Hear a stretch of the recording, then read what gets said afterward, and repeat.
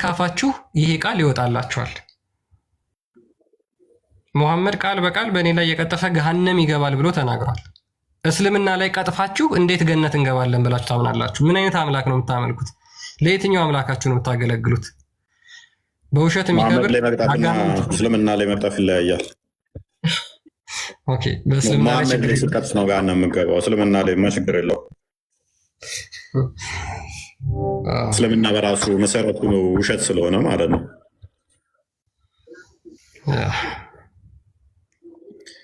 እና በጣም የሚገርመኝ እያንዳንዱ መረጃዎቹ በዚህ ጉዳይ ጋር ከዚህ ጋር በተያያዘ ያሉት መረጃዎች እንዳለ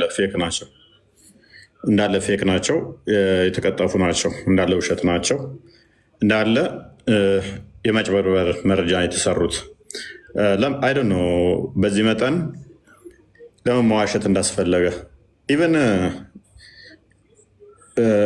ሂስትሪ ኦፍ እንትናን ብናየው እንኳን ኢቨን ሻቅን እንኳን ብናየው እዛ ጋር ራሱ እንዴት እንደዋሻቸው የመጡት አካላት ራሱ እንዴት እንደዋሹ እዛው ላይ ሜይ ቢ ክርስቲያን አዘጋጀው እንዴት እንደዋሹ የመጡት አካላት እንኳን ዋሽተዋል። እውነትን ላለመናገር ሲያደርጉ የነበረውን ማሳየት ይቻላል። ቢኒ እንኳን ደህና መጣ። ቆያችሁኝ? እንዴት ናችሁ? ሰላም ብያለሁ። አሪፍ ቶፒክ ነው ዛሬ። ነጃዎች ያሁሉ ፉከራና ጉረራ ከየት ይምጣ መረጃ? የውሸትም ቧይ ካብ እየተናደ ነው የሚባለው። እንደዚህ እንግዲህ አደባባይ ላይ ወጥ እንደዚህ ሲዋሹ ታሪክ ይገለብጣሉ ሙስሊሞች፣ የሌለ ታሪክ እና እውነት ለማስመሰል ይሞክራሉ። ግን ምንም የለም፣ ውሸት ነው። ውሸት ለማንገስ ማለት ነው። ታዋቂ ሰው አዋቂ ይመስላቸዋል። የኛ ህዝብ የሚሸወደው ምንድን ነው? ታዋቂ የሆኑ ሲናገሩ ታዋቂ ፕሮፌሰሩን፣ ረዳት ፕሮፌሰሩን፣ ዶክተሩን፣ ሌክቸሩን ምንምን ከተሳሳትክ ነው። ሁላችንም የእውቀት ልክ አለ። ከእውቀትም ከፍለን ነው የምናውቀው። ደራሲ ስለሆንክ ታውቃለህ ማለት አይደለም። ደራሲ ስለሆንክ ታውቃለህ ማለት አይደለም። ጋዜጠኛ ስለሆንክ ታውቃለህ ማለት አይደለም። ክርስቲያኖች በደንብ አስተውሉ። ደራሲ የሆነ ያወራ ሁሉ ያውቃል ማለት አይደለም። በወንጡና ጫልቱ፣ አበበና ገብረመድን፣ አየለና ቶሎሳ እያለ ልቦለደ የተጻፈ በዚህ ጉዳይ ላይ ያውቃል ማለት አይደለም። ያውቃል ማለት አይደለም። ስለዚህ ማንም ይናገር የሰማውን ተረት ተረት የሚጽፍ ደራሲ በዚህ እንደዚህ አይነት ጉዳይ ላይ ሲያንቦጫርቅ ብታገኙት ጠልዙት።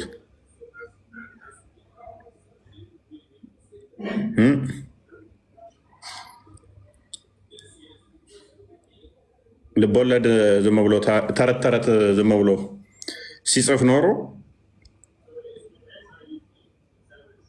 ከዛ ታሪክ ጋር መጥቶ ለአንቦጫርቅ ማለት ስህተት ነው።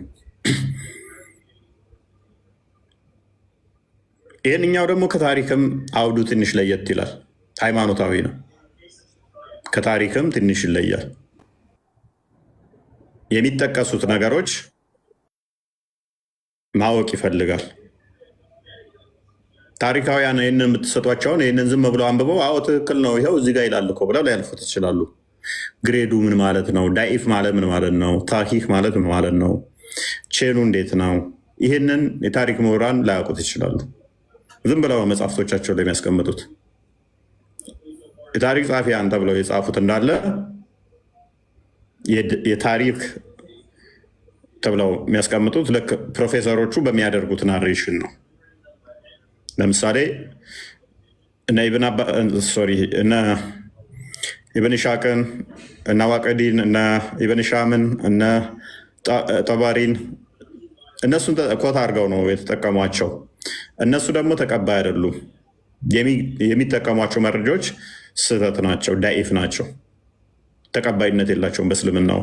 የእነሱ መረጃዎች ተቀባይ ያልሆኑ አሏቸው። ምክንያቱም ከኢብን ኢስሐቅ የመጣውን አንቀበልም ስለሚሉ ራሳቸው ቢቀበሉትም ደግሞ ግጭቶች አለባቸው ታሪኮቹ እንዳለ በዚህ ጉዳይ ላይ ያሉት ግጭት አለበት እንዳለ ሁሉም ይጋጫሉ እርስ በርሳቸው ዘሆል ይጋጫሉ።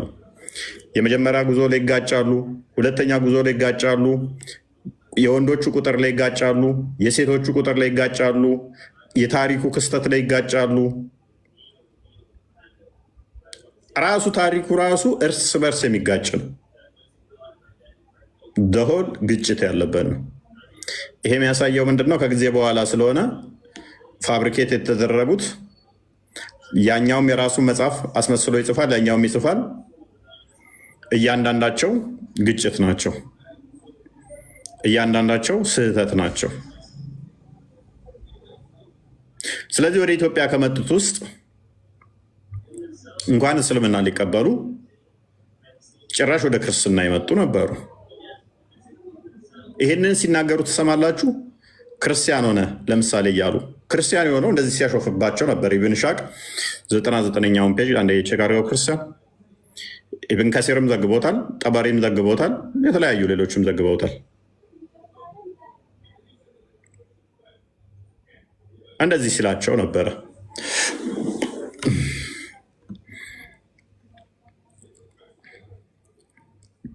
ቀጥል። አይ ቲንክ ያ ሂስትሪ ኦፍ ፕሮፌት ኢብን ኢሻቅ የጻፈው መጽሐፍ ነው። ፔጅ 99ኛው ላይ ገብታችሁ ታገኙታላችሁ። ጽሁፉ ቀጫጭ ካለባችሁ ማለት ነው። ያው ዙም አድርጌ ለማሳየት ሞክራለሁ። ኦኬ ምን ይላል መሰላችሁ? ኡበይዱላ as he passed the prophet's companion who were there used to say we clearly ሶሪ ከዚህ ጋር ልጀምርላችሁ ከፍ ብዬ በደንብ አውዱ እንድታገኙት። ኡበይዱላ went on searching until Islam came። እንግዲህ በሙሐመድ ጊዜ የነበሩ 4 ሰዎች ነበሩ እውነተኛውን ሃይማኖት የሚፈልጉ የነበሩ ማለት ነው። ነገር ግን ኡበይዱላ ሙሐመድ ከመጣ በኋላ ሙስሊም ሆነ ማለት ነው። ሙስሊም ሆነና ከዛ ዘን ሂ ማይግሬትድ ዊዝ ዘ ሙስሊም ቱ አቢሲኒያ። ከዛ በኋላ ሙስሊም ከሆነ በኋላ ሙሐመድ ከሌሎቹ ቤተሰቦቹ ጋር ወደ አቢሲኒያ ላከው። ቴኪንግ ዊዝ ሂም ሂዝ ዋይፍ ሁ ዋዝ ኤ ሙስሊም። ሚስቱም ደግሞ ሙስሊም ነበረች። ማን ትባላለች? ኡሙ ሀቢባ ትባላለች። ከእሷ ጋር ወደ ኢትዮጵያ እሱ መጥቶ ነበረ። ዌን ሂ አራይቭድ ዜር ሂ አዳፕትድ ክሪስቲያኒቲ። ነገር ግን ወደ ኢትዮጵያ ከመጣ በኋላ ይሄ ኡበይዱላ የሚባለው የሙሐመድ ቤተሰብ ማለት ነው፣ ከሚስቱ ጋር አብሮ የላከው ክርስትናን ተቀበለ። ክርስትናን አዳብት አረገ። ፓርትድ ፍሮም ኢስላም፣ ከኢስላም ወጣ። ኤንድ ዳይድ ክርስቲያን ኢን አቢሲኒያ፣ ክርስቲያንም ሆኖ ሞተ። ይሄ የሙሐመድ ቤተሰብ የሙሐመድ ዘመድ የነበረ ሙሐመድ ወደ አቢሲኒያ የላከው ሰው ማለት ነው። ክርስትናን መጥቶ ተቀበለ። በክርስትናውም ደግሞ እስከ መጨረሻው ጸንቶ ሞተ ማለት ነው። ሶ ሙሐመድ ቢን ጃፈር ቶልሚ ሙሐመድ ቢን ጃፈር እንደተናገረው ይላል ዛት ዌን ሂ ሃድ ቢካም የክርስቲያን፣ ይሄ ሰውዬ የክርስቲያን ከሆነ በኋላ ኡበይዱላ አሲ ፓስድ ዘ ፕሮፌትስ ኮምፓኒየን ሁ ዌር ዴር ዩዝድ ቱ ሴይ፣ ከሙሐመድ ልኳቸው ከሌሎቹ ቤተሰቦቹ የመጡትን እንደዚህ ይላቸው ነበረ፣ አብሯቸው የመጣቸው ማለት ነው። ዊ ሲ ክሊርሊ፣ እኛ በግልጽ እንመለከታለን። በት ዩር አይስ አር ኦንሊ ሃፍ ኦፕን፣ ነገር ግን የእናንተ አይኖች የተከፈቱት ግማሽ ነው። ዊች ሚንስ እውነቱን እያያችሁ አይደለም እያላቸው ነው ማለት ነው። ኡበይዱላ ክርስቲያን ከሆነ በኋላ ዳት ሚንስ ዊ ሲ በት ዩ አር ኦንሊ ትራይንግ ቱ ሲ ኤንድ ካናት ሲ፣ እኛ በግልጽ እናያለን፣ ነገር ግን እናንተ አይናችሁ ተከፍቷል፣ ነገሮችን ግን በግልጽ እያያችሁ አይደለም ይላቸዋል። የሙሐመድን ተከታዮች አብሯቸው የመጣውን ማለት ነው።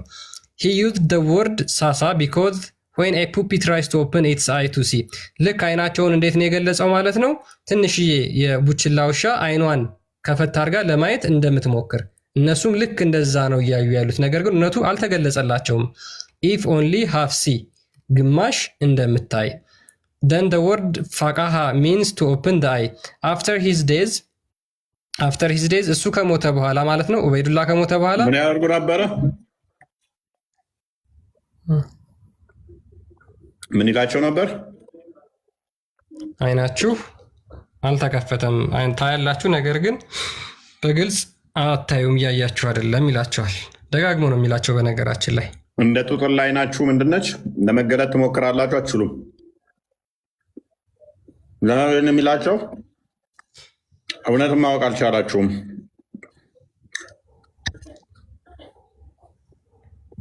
ጃርሞ ተመለስ።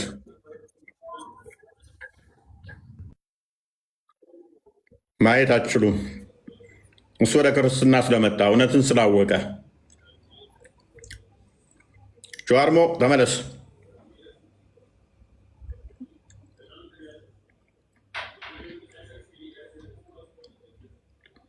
እንኳን ደህና መጣ።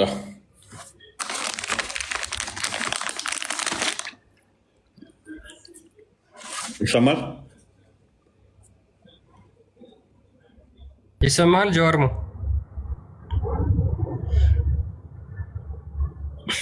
አሁን ይህን ታሪክ ግን ሰምታችሁ ታውቃላችሁ ክርስቲያኖች?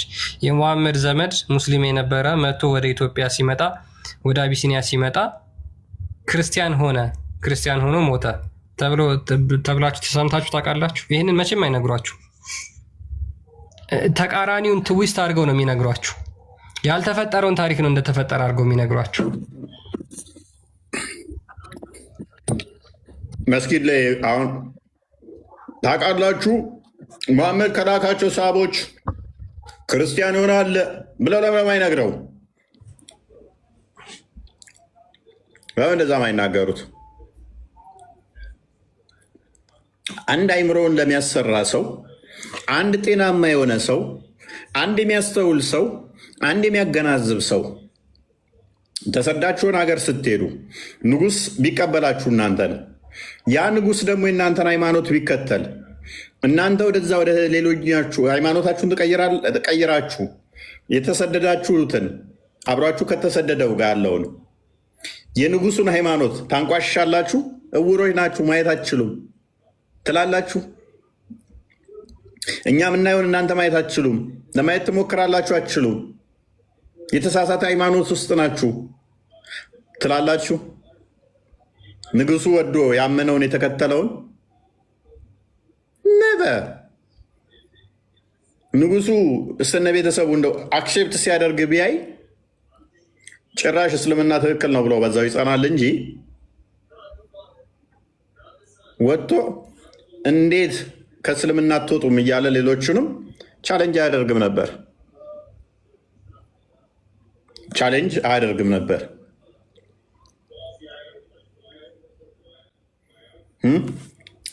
ቀጥሉ። ይህን ታሪክ ያው ዞሮ ዞሮ ስለማይነግሯቸው ነው። እና እንደ አጠቃላይ ታሪክ የተበላሸው ታሪክን ቀጥፈው ያቆዩት የሀገርን ታሪክ ነው። በነገራችን ላይ ያበላሹት የሀገርን ታሪክ ነው ያጎደፉት። የሀገርን ታሪክ ነው ምንም ማስረጃ በሌለው አንዲት ነጠላ ማስረጃ እንኳን በሌለ ነገር ነው ይህን ሁላ የሚጮሁት ማለት ነው። እና ምናልባት ሙስሊሞች ደጋግመው ስለ አንድ ነገር የሚጮሁ ከሆነ ያ ነገር ውሸት ነው ማለት ነው። እሺ ክርስቲያኖች ስለ አንድ ነገር ደጋግመው የሚናገሩ ከሆነ ያ ነገር ወይ በታሪክ የለም ወይም ደግሞ ውሸት ነው፣ እየቀጠፉ ነው፣ ወይም ደግሞ እየጮሁ ያሉት የሰው ጩኸት ነው።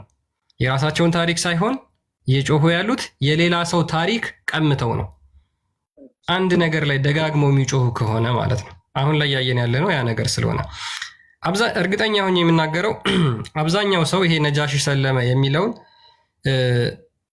ሶሻል ሚዲያ ከመጣ በኋላ ነው። በነገራችን ላይ እስልምና የተቀበረው በተለይ ቲክቶክ፣ በተለይ ዩቲዩብ የሚባሉ ፕላትፎርሞች ከመጡ በኋላ የእስልምና እያንዳንዱ የሐሰት አስተምሮ የተገለጸው በእነዚህ ፕላትፎርሞች ነው። ከዛ በፊት ይህን ነገር ያን ያህል ብዙ ሰው አዌርነስ አልነበረውም።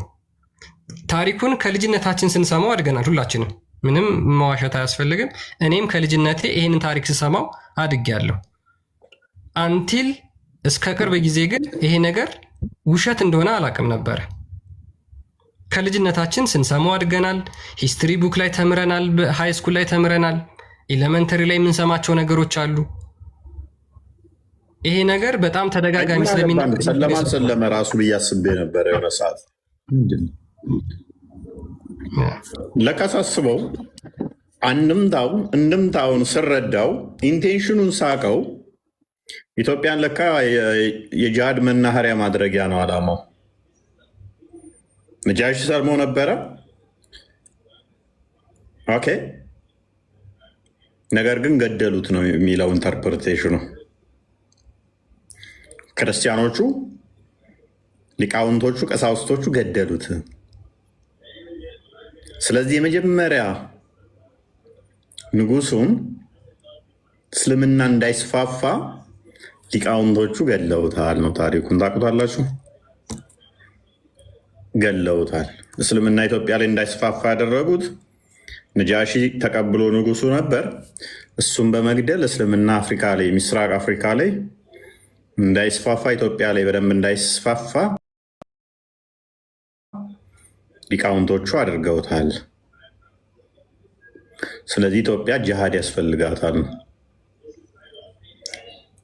ለዚህ አህመድ ግራኝ በተሳተፈ ጊዜ አብረውት የተሰለፉ አረቦች ነበሩ፣ ቱርኮችም እንደዛው እና አረቦችና ቱርኮች በረዱት ጦርነት ላይ ጂሃድ ዋና ዓላማቸው ነበር። ትግራይን ሲወሩ ትግራይን ረጅም እንትን ካደረጉ በኋላ መች ስላልነበረ አክሱም ጽዮንን አቃጥለው ንብረት ዘርፈው ነው እንትን ያሉት። አክሱም ጽዮንን ዘርፈዋል፣ አቃጥለዋታል በጊዜው ማለት ነው። እና የተለያዩ ቦታዎች ላይ ጉዳት አድርሰዋል።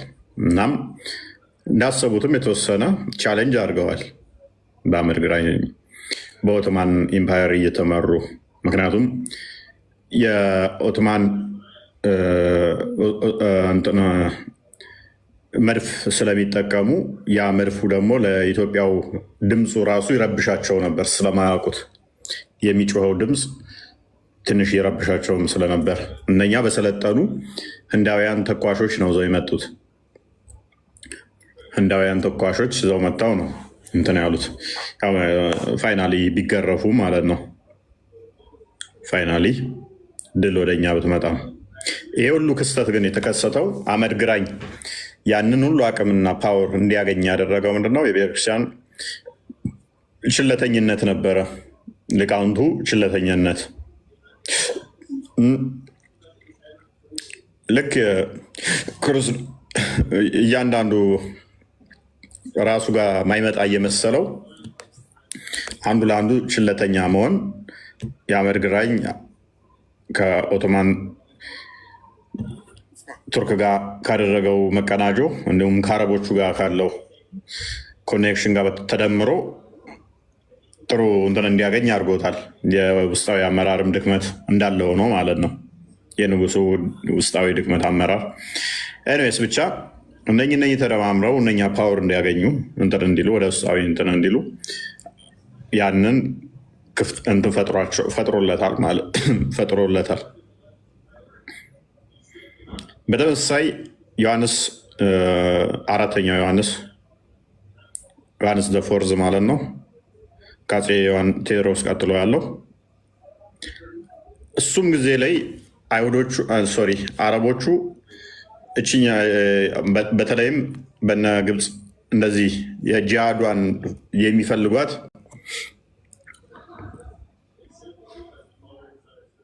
ኢንቴንሽናቸው ንጉሱን አስቀድማ እንትን ብላለች። አሁን ደግሞ እስልምና እንዲስፋፋ አላደረገችም። ስለዚህ ጂሃድ ያስፈልጋታል የሚል አቋም ስለነበራቸው ነው። ከዮሐንስ ጋር በተያያዘ የግብፅ የሱዳኖቹ አልሞራቪዶች የሚባሉት ከእነሱ ጋር በተያያዘ እነሱን አላማቸው ምን ነበር? እስልምናን ተቀበል ነበረ። ዮሐንስን እስልምናን ተቀበል፣ ማትቀበል ከሆነ እንመጣላለን የሚልም ዛቻ ስለነበረው ማለት ነው። ኢንተርናሊ ሙስሊሞችም ሲያግዙ ነበረ። ዮሐንስን ቻሌንጅ ከሚያደርጉት አንዱ ከሱዳኖቹ ጋር ከወገኑት አንዱ ኢትዮጵያኖቹ ሙስሊሞች ዮሐንስን እስልምና እንዲቀበል ጫና ሲያደርጉ ነበረ። የአመራር እዛው ከሚኒሊክ ጋር እንትን ቢኖርም ዮሐንስ ሰማው ለቴዎድሮስ ፌል ለማድረግ ወይም ከእንግሊዞች ጋር የራሱ እንትን ቢኖረው ሚኒሊክም ደግሞ አትሴም ታይም ቴዎድሮስ ጋር ከዮሐንስ ጋር ባለው እንትን ላይ እጁ እንዳለበት ማንቀደው ነው ማለት ነው። ያለመተጋገዝ፣ አለመናበብ፣ ሁሉም የራሳቸውን ጥቅም ለማስከበር ማድረግ ቴዎድሮስ በእንግሊዞች ሉስ እንዳደረገው ዮሐንስም ደግሞ ተመሳሳይ ነገር ገጥሞታል። ኢንተርናሊ ሙስሊሞቹ ግን ከሱዳኖቹ ጋር ኮላብሬት አድርገው ሲሰሩ ነበረ። ሙስሊሞቹ ኢትዮጵያ ውስጥ ያሉት ሙስሊሞቹ ከሱዳኖቹ ጋር አብረው ሲሰሩ ነበር ማለት ነው። በተመሳሳይ በአድዋ ጦርነትም ጊዜ ላይ ከጣሊያኖቹ ጋርም ሲሰሩ ነበረ። ከአድዋ ጦርነትም በተመሳሳይ በሚኒሊክ ጊዜም ማለት ነው። በተመሳሳይ ደግሞ ጣሊያን ከአረቦቹ ጋር ላይን ስታደርግ ማለትም ምንም ድምፅ የኢትዮጵያ እንዲታፈን ካደረጉት አንዱ አረቦቹ ናቸው። አላይን ስላደረጉ ሙስሊሞቹ ደግሞ ተጠቃሚ ነበሩ።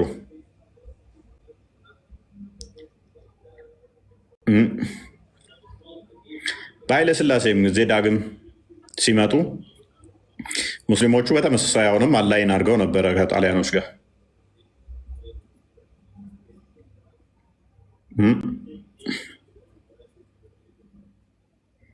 የአንዋር መስጊድ እንዴት ነው? ማን የሰራው? ጣሊያን አይደለች የሰራ? ለምን ነበር የሰራችው ያመቻቸችው የአንዋር መስጊድን? ኤኒዌይስ ስንትና ስንት ገዳማትና ቤተክርስቲያን ስታፈርስ ስንት መስጊድ ነበር ያፈረሰችው ጣሊያን? ያፈረሰቻቸው መስጊድ ልጠሩልኝ ትችላላችሁ? ጣሊያን ስንትና ስንት ገዳም እና ቤተክርስቲያን ስታፈርስ ለምንድን ነው እሱ መስጊድ ሳታፈርስ የቀረችው? አላይን ነበር። ኤኒዌይስ ስቲል አሁንም ደግሞ ያው ነገር ቀጥሏል ማለት ነው። እባብ አንዴ ነው በእባብ ደጋግሞ መነደፍ አራነት ነው። ፈንጂ አክሻፊ ብቻ ነው ከስህተቱ የታረመው ይባላል። ስለዚህ ኢንተርናል እንዝላልነት ለዚህ ይዳርጋል። በታሪክ ውስጥ የሚከሰቱ አንድ አለመሆን፣ ታሪክን በደንብ አውቆ መመከት አለመቻል፣ አንደኛው ሲከላከል አንደኛው የሚያስጠቃ ከሆነ ለዚህ አይነት ክስተቶች ይዳርጋሉ። የመጣንባቸው ታሪኮች ከ15ኛው ሴንቸሪ ጀምሮ የተፈጸሙት ክስተቶች የንጉሶቹ የአስተዳደሮቹ እና የስልጣን ሽኩቻዎቹ ለእነኛ በር ሲከፍት ነበረ። በር እየከፈተ ያንን ሲያመጣ ነበረ። ዛሬም በተመሳሳይ ያው ነገር እየተከሰተ ነው። ያው ነገር ማለት ነው። ለወዳቸው አንዳንዶቹ ለሾርባ፣ አንዳንዳቸው ደግሞ ለእውቅና፣ አንዳንዶቹ ደግሞ ለላይክ፣ አንዳንዶቹ ደግሞ እንዲጨበጨብላቸው ታሪክ ሲያበላሹ፣ ሲቀጥፉ እናገኛቸዋለን፣ ሲዋሹ እናገኛቸዋለን በትልልቅ ሚዲያ ላይ ያው። ስለዚህ በተቻለ መጠን አሁን ላይ የተካሄደውን አሁን ላይ ያለውን የታሪክ ማዛባትና ማበላሸት አካሄድ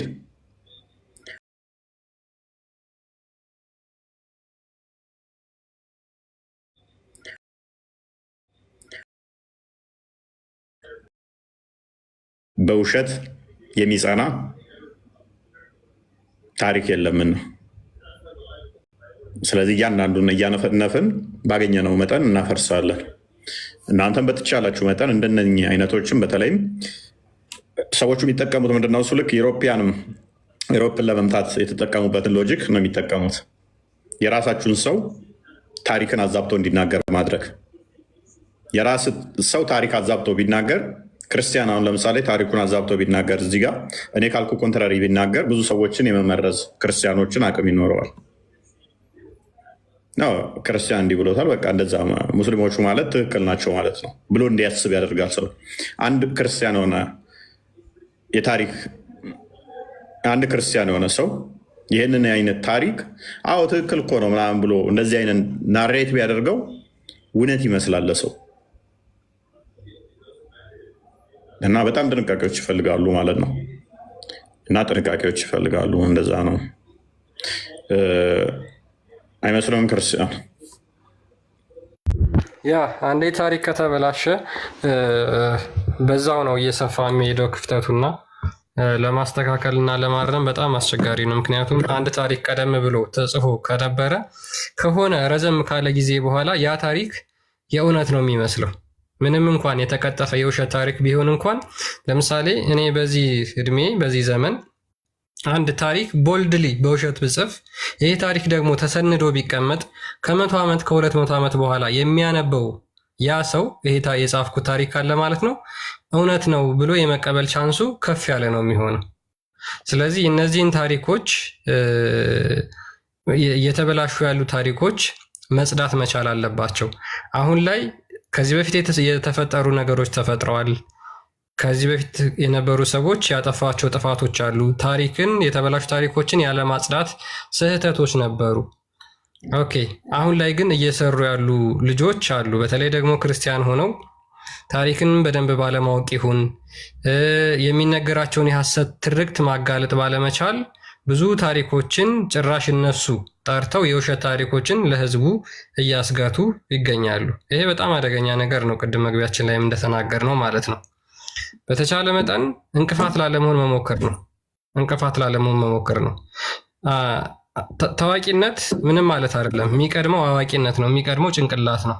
መጀመሪያ አንድ ሰው ወይ የቴሌቪዥን ፕሮግራም ሊያዘጋጅ ሊፈልግ ይሆናል፣ ወይም ደግሞ ፖድካስት ዩቲዩብ ላይ ሊያዘጋጅ ይፈልግ ይሆናል፣ ኦር ደግሞ አንድ ሰው ጠርቶ ኢንተርቪው ማድረግ ሊፈልግ ይችላል። መጀመሪያ ምን ያህል ተዘጋጅቶበታል? ፕሪፓሬሽን ነው መጀመሪያ የሚቀድመው። መጀመሪያ ዝግጁነት ነው የሚቀድመው። ሜንታሊቲው እውቀቱ ያለው እውቀት በዛ ነገር ላይ በሚያቀርበው ፕሮግራም ላይ ምን ያህል የታነጸ እውቀት አለው የሚለውን ነገር የማያውቅ ከሆነ ሰዎች መጥተው የውሸት ታሪኮችን ጭነውበት እንዲሄዱ ማድረግ የለበትም። የታሪክ ተፋልሶ እንዳይፈጠር እነዚህ ነገሮች መጽዳት መቻል አለባቸው ማለት ነው። ያለፉት ነገር አልፈዋል። ከዚህ በኋላ ግን እነዚህ ነገሮች መታረም መቻል አለባቸው። እነዚህ ነገሮች መታረም መቻል፣ ሰዎች ማወቅ መረዳት መቻል አለባቸው ማለት ነው። ሙስሊሞች ምንም ችግር የለባቸውም። እምነታቸውን የሚደግፍላቸው ይሁን እንጂ ሃይማኖታቸውን የሚደግፍላቸው ይሁን እንጂ ምንም ነገር ማድረግ ይችላሉ በውሸት። ለምን? መሰረቱ ውሸት ስለሆነ እስልምና 100% የእስልምና ውሸት መሰረት ውሸት ነው። ይሄንን ሙሉ ለሙሉ መናገር እችላለሁ፣ አስረግጬ መናገር እችላለሁ። ስለዚህ እነሱ የታሪክ ተፋልሶ ደጋግመው አንድ ነገር የሚያስጮሁት ያ ነገር ውሸት ስለሆነ ማለት ነው ስለሚሆን። ኤኒዌይስ የዛሬው ቶፒክ ነጃሺ የሚባል ንጉስ በታሪክ ውስጥ አይደለም ኤክስተርናል ኤቪደንስ ይቅርና በኢንተርናል በውስጣዊ መረጃ ሰልሟል የሚል አንድ መረጃ አለ ወይ የሚለውን ደጋግመው ሙስሊም ኡስታዞች እጅግ በጣም ጠብደል ኡስታዞች ይህን ነገር ደጋግመው ይናገሩታል። እውነት መረጃ አለው። ሜቢ ጊዜ ጌታ የሚል አካውንት ይታየኛል ከስር ገብቷል። ሙስሊም ከሆነ መቀጠል ይችላል። ሙስሊም ሻይፍ እንዴት ዋልክ? እንዴት አመሻችሁ? ሰላም ነው አለን። እኔ የምልህ አንድ ቪዲዮ ከውስጥ አይቼ እስልምና የመጣው ማለት የረሱል ያው በድካማቸው ጊዜ እና በልፋታቸው ጊዜ መከራ ሲበዛ እሺ ወደ ኢትዮጵያ ወደ አክሱም ሲሰደዱ ያ ሰውዬ ራሱ ክርስትና ተቀብሏል አልከነ። ያ ክርስትና ከተቀበለ እስልምና ከየት መጣ ብለህ ታስባለህ? ቪዲዮውን አይቼው ነው ገርሞኛል። እንዲህ ስትል ማለት እስልምና ስለመጀመሪያ ጊዜ ይዞ የመጣውን ታሪክ ካወቅክ ማን ነው? የማን ልጅ ነው? በቃ ይሄን ካወቅክ እኔ ዛሬውን ያው ክርስትና እቀበላለሁ ማለት ቪዲዮ ውስጥ ገብቼ ያሲን ኑርን እየተቸው ፕሮፌሰሩንም እየተቸህ ነው። መተቸቱ ችግር የለውም፣ ግን ስተቸው እስልምና የመጣው እስልምና ማለት ሲመጣ የመጡት ሰዎችም ክርስትናን የተቀበሉት እስልምናን አልተቀበሉም ማለት። ኦኬ ፖይንት እዚህ ጋር ምንድን ነው? እሺ እነዚህ እስላምና እኛው ሙስሊሞች ከየት መጣን? ሁለተኛ ጥያቄ ይሄ ደግሞ ለመጀመሪያ ጊዜ እስልምና ሀዲስን አንተ እንደው እስልምናንን ስለ እስልምና በደንብ አውቃለሁ የምትል ከሆነ ለመጀመሪያ ጊዜ እስልምና ይዘው ሲመጡ በስደት ቁረይሾች ሲያባሯቸው እነማን ናቸው? ታሪኩ ነው የምትነግረኝ። ይሄን ካወቅ ከዛ ልጅየው ደግሞ ማን እንደሆነ ካወቅ ያኛው ሰውዬ ደግሞ ስሙን አልጠቅስልም ስንት ልጅ እንዳለው ካወቅ ይኸው በዚህ ስዊት እኔ በቃ ክርስትና እቀበላለሁ። ምን ሰውየውን ስም ነው የምፈልገው? እያንዳንዱ ነገር ካመጣጣቸው እስከ መጨረሻ በቃ ነገርኩ። ጫፍጫፉን ነግሬሃለሁ። አንተ ለምን እሱን እኮ እኔ ቀድሜ ተናግሬያለሁ። ምን ብዬ ተናግሬያለሁ? አዳምጥ። ታሪካቸው እርስ በርሱ የተጋጨ እርስ በርሱ የሚጣረስ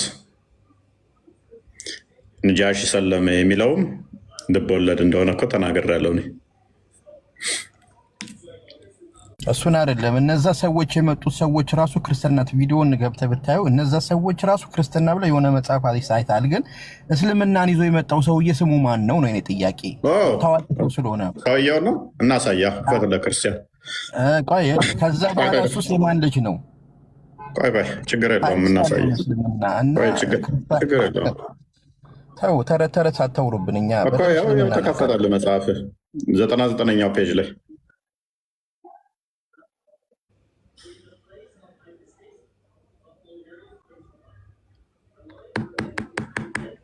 እሺ ኡበይዱላ ነው እንደሚለው እኔ አልገባኝም ነበር ብራው ነገር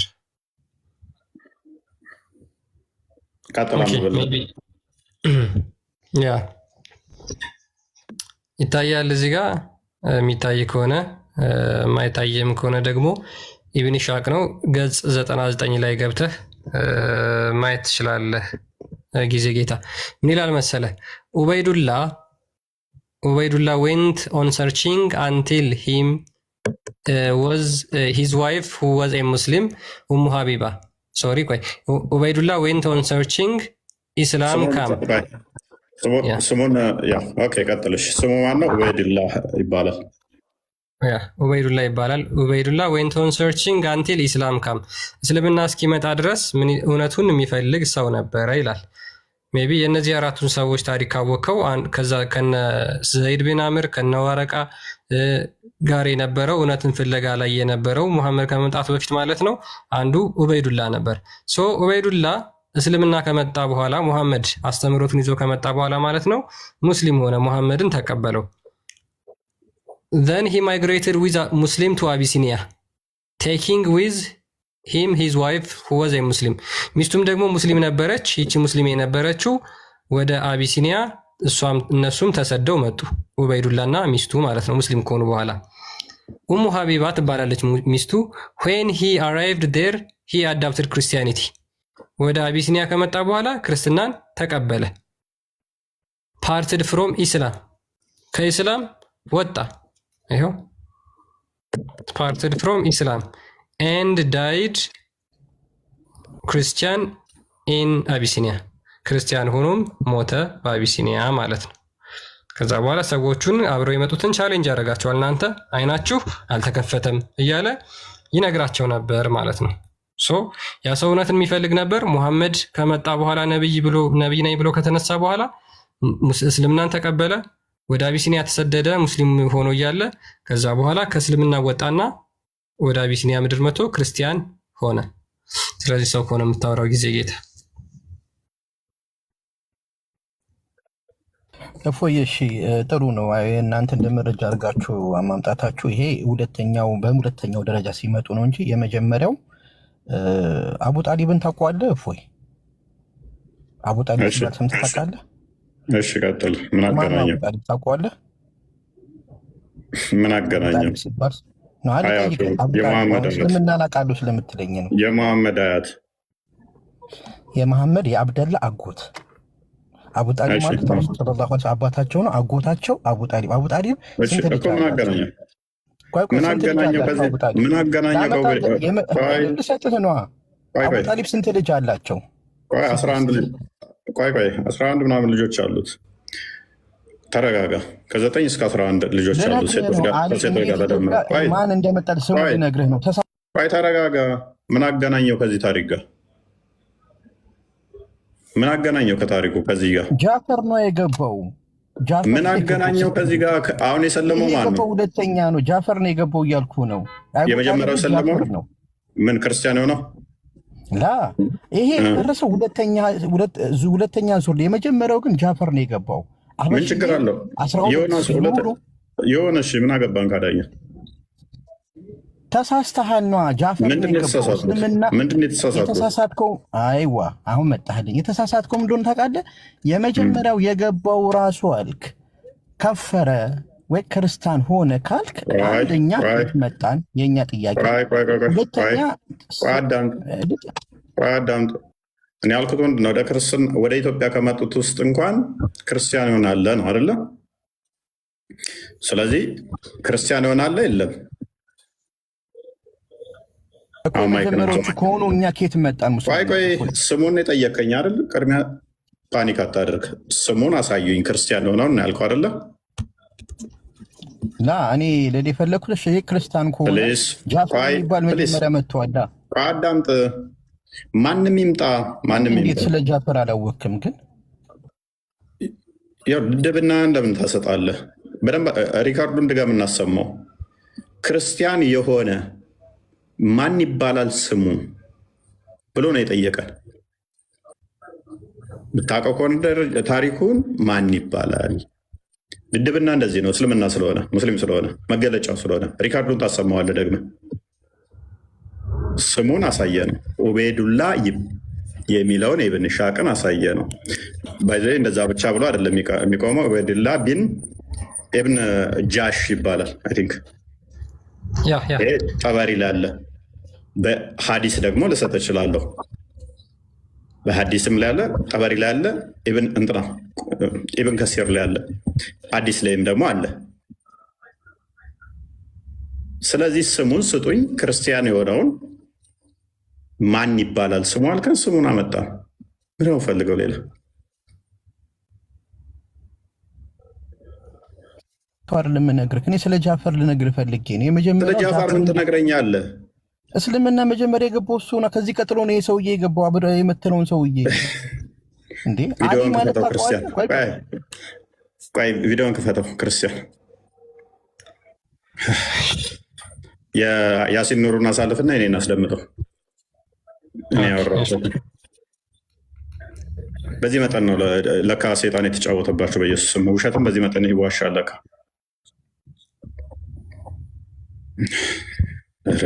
ኧረ በኢየሱስ ሰዎቹ እንዴት ነው ሴጣን የተጫወተባቸው? ግን ያሲን ኑሩ በታላቅ ሁኔታ ያሲን ኑሩ ማሳልፈውና ቀጥል። አንዴ ኔትወርክ ኮኔክሽን ቪዲዮዎች እንትኑ ላይ ማለት ነው ያነበብኩበት አለ አይደለ? እንደውም ክርስቲያን ሆነዋል የሚለውን አዘጋጅና እንትን በለው። ክርስቲያን ሆኑ የመጡበትን የተናገርኩበት ነው እንጂ ጃፈር ምናምን የመጡትማ ታሪኩ ግጭት ነው ያለው። ስንት መጡ እንዴት መጡ የሚታወቅ የለም ታሪኩ። እንኳን አንተ ሊቃውንቶች አያውቁትም። ስንት እንደመጡ እንኳን አይታወቁም። የሚታወቅ ምንም ታሪክ የለውም እሱ ስንት ሆነው እንደመጡ እንኳን። ይህንን ደግሞ ተናግረዋል አስቀድሞ። የመጡት የመጀመሪያ መሪ ጃፈር ነው። ጃፈር አትቸኩል፣ መረጃ አምጣልሃለሁኝ። ዝናብ እንደመታ ታይ ኩርምት ብለህ ትወጣለህ። 12 ብለኸኛል እንዳረሰው መረጃ ጠይቃለሁ። ተዘጋጀው ክርስቲያን?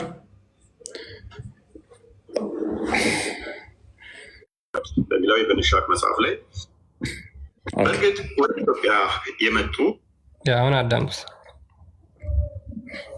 ስደተኞች እንኳን ሰው ሊያሰልሙ ራሳቸው ወደ ክርስትና ሲመጡ እንደነበርና ወደ ክርስትና ከመጣው ለምሳሌ እንደዚህ ሲላቸው ነበር። ይኸው እንደምትመለከቱት ዘ ላይፍ ኦፍ ፕሮፌት መሐመድ በሚለው የኢብን ኢስሐቅ መጽሐፍ ላይ ፔጅ 99 ላይ እኛ እንደምናየው እናንተ አታዩም፣ አይናችሁ እንደ ጡጥላ ነው፣ ልታዩ ትሞክራላችሁ ግን አትችሉም፣ ታውራችኋል፣ እውነትን ከሐሰት እንዴት አትለዩም?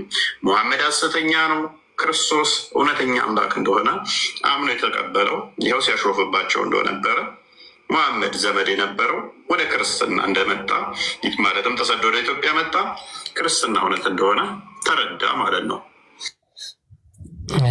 ምንም ስህተት የሌላት ንግግር። ወደ ኢትዮጵያ ተሰደው ከመጡት ውስጥ በደንብ አስተውሉ ያልኳት፣ ወደ ኢትዮጵያ ተሰደው ከመጡት ይልቅ በናሳቸው አስተምሮታችሁ ውስጥ ወደ ኢትዮጵያ ተሰደው ከመጡት ውስጥ ያው ዘ ላይፍ ኦፍ ፕሮፌት መሐመድ ፔጅ 99 ላይ እኔ እንደማየው እናንተ አታዩም፣ እንደ ጡጥላ ነው፣ ልታዩ ብሞክሩም አትችሉም፣ ታውራችኋል እያለ ሲያሾፍባችሁ ነበር። ይሄንን ደግሞ አሁን አዲሱን አነበበልህ። ስሙን አልጠቀስኩትም ነበር እዛ ጋር ስሙን ጠቀስንልህ። ዑበይድላህ ነው። ሌላ የምቀጥፍበት መረጃ ይኖርሃል አልሻይብ? እኔ አሁን ይሄ አሁን የጠራኸው አለ ትክክል፣ ግን ሁለተኛ ነው ዙር አይወልህ ሶስተኛ ሚሆን who cares? እኔ ደረጃ አልጠቀስኩም። በአንደኛ ሁለተኛ ላልኩም። ደንቆሮ ደደቢዴት ምን አይነት ደንቆሮ ነው በእናታችሁ? እንደዚህ አይነት ጭንቅላት ንፍጥ ራስ ያልተግባ ደግመ እኔ አንደኛ ሁለተኛ የመጣ ብዬ ተናግሬ ያለው እዛ ጋር ደደብ። አንተ አሁን ይህንን ጭንቅላትን እዛው ሰው ፊት ትቆማለህ? ምን አይነት ደንቆሮ ነው በእናትህ? ምን አይነት ደደቡ ነው? እስልምና እንደዚህ አይነት ድንቁርና የተጠናወታቸው ናቸው። ይህን ጭንቅላት ቆርጣ ሽጠው፣ በ10 ብር አይሸጥም። ምን አይነት ደደቡ ነው በእናታችሁ? አንደኛ ሁለተኛ የመጣ ብዬ ተናግሬ ያለውን የዛ ጋር ፎርሴክ ኦፍ አርጉመንት ብዬ ተናግሬ ያለው ወደ ኢትዮጵያ ከመጡት ውስጥ እስልምናን ትቶ ክርስትናን የተቀበላለን ያልኩት ንፍጥ ራስ አትሆኑ። ርዕስ ሽፍት ለማድረግ አትሞከሩ፣ ለመዋሸት አትሞክሩ። እሺ ሁለተኛ የመጣው ነው ሰው ዋት ኢዝ ዘ ፖይንት? ምንድን ነው እሱ? ሁለተኛ የመጣው እሺ፣ ሁለተኛ ነው የመጣው። ሁለተኛ የመጣው ሰሃባው ክርስቲያን ሆነ። ሰዋት ሁለተኛ መጣ፣ አንደኛ መጣ። ሰዋት ምንድን ነው ልዩነቱ? ምንድን ነው ልዩነቱ? ከሙሐመድ ሰሃባነት ይቀንሰዋል፣ ይለየዋል፣ ይጨምረዋል፣ ይቀንሰዋል፣ ያባዘዋል፣ ያካፍለዋል። በመጀመሪያ የገባው ይሁን ሁለተኛ የገባው ይሁን የሙሐመድ ሰሃባ የሙሐመድ ዘመድ ነው አደለ? ክርስትናን ተቀበለ። ምን ለውጥ አመጣ? ያ ድድብናህ ነው እንጂ ያ ድንቁርናህ ነው እንጂ የሙሐመድ ሰሃባ የነበረው በመጀመሪያ የመጣው ይሁን ሁለተኛ መጣ ይሁን አላልኩም እንጂ ብዬስ ቢሆን ምንድነው ለውጡ? በዚህ ጭንቅላታችሁ ነው እናንተ አሁን የምትንቀሳቀሱት። በዚህ ድንቁርናችሁ ውስጥ ነው ያላችሁት። ለምንድነው አይምሯችሁ ማታሰሩት? ንፍጥ ጭንቅላት እዛችሁ ለምን የምትንቀሳቀሱት?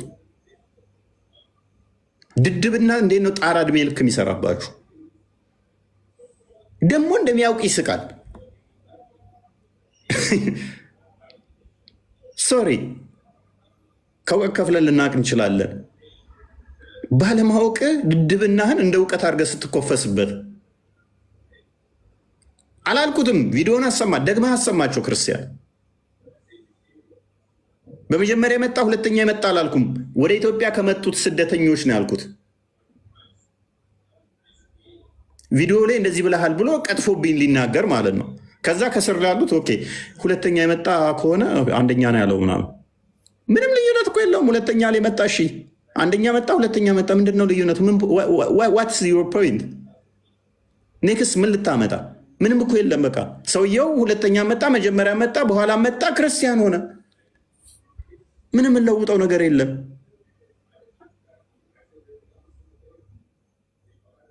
ለምንድነው ጭንቅላታችሁ ማታሰሩት? ለምንድነው ንፍጥ ጭንቅላት እዛችሁ ምዝወሩት?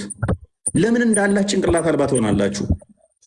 ይሄ ሰውዬ ያለውን እናንብብላችሁ። አሁን ይሄ ሰውዬ እናንተን ካልገለጣችሁ ሶሪ ላለው ቀጥል ክርስቲያን። ያ በነገራችን ላይ መጀመሪያ የሚይዙት ምንድነው? ፎልስ ክሌም ነው። ያልተናገርከውን ነገር ያላልከውን ነገር እንደተናገረ ካድርገው መጥተው ክሌም ያደርጋሉ። ያ ቀጥታ ልጁ መጥቶ ያደረገው ያንን ነገር ስለሆነ ማለት ነው። ግን እፎይ ቪዲዮ ላይ የሰራው ምንድን ነው? የታሪክ ምሁሩ ያኛው ደግሞ ምን ይላል? ማንም ከሙስሊም ውጭ ነጃሺ ሰልሟል ብሎ የሚል የለም። እኛ ሙስሊሞች ብቻ ነን ነጃሺ ሰልሟል ምንለው ይላል። በግጥ ወደ ኢትዮጵያ የመጡ ስደተኞች እንኳን ሰው ሊያሰልሙ ራሳቸው ወደ ክርስትና ሲመጡ ሉክ አድምጡት በደንብ። እኛ ሙስሊሞች ብቻ ነን ነጃሺ ሰልሟል ምንለው ይላል። በእርግጥ ወደ ኢትዮጵያ የመጡ ስደተኞች እንኳን ሰው ሊያሰልሙ ራሳቸው ወደ ክርስትና ሲመጡ እንደነበር እና ወደ ክርስትና ከመጣው ለምሳሌ እንደዚህ ሲላቸው ነበር። ይኸው እንደምትመለከቱት ዘ ላይፍ ኦፍ ፕሮፌት መሐመድ በሚለው በንሻክ መጽሐፍ ላይ ፔጅ 99 ላይ እኛ እንደምናየው እናንተ አታዩም፣ አይናችሁ እንደ ጡጥላ ነው። ልታዩት ሞክራላችሁ፣ ግን አትችሉም። ታውራችኋል። እውነትን ከሐሰት እንዴት አትለዩም? ሙሐመድ ሐሰተኛ ነው፣ ክርስቶስ እውነተኛ አምላክ እንደሆነ አምኖ የተቀበለው ይኸው ሲያሾፍባቸው እንደነበረ ሙሐመድ ዘመድ የነበረው ወደ ክርስትና እንደመጣ ማለትም ተሰዶ ወደ ኢትዮጵያ መጣ፣ ክርስትና እውነት እንደሆነ ተረዳ ማለት ነው። ያ እንግዲህ አንደኛው መጣ ሁለተኛው መጣ የሚል አልተናገረም። እፎይ ካፉ አልወጣም እንደዚህ አይነት ነገር። በአንደኛው ስደተኛ በሁለተኛ ስደተኛ ብዬ አልተናገርኩም። አቡ ጣሊብን ምን አመጣው እዚህ ጋር? አቡ ጣሊብ ከመሐመድ ጋር አይዋደድም። ሰዋት ምን አመጣው እዚህ ጋር?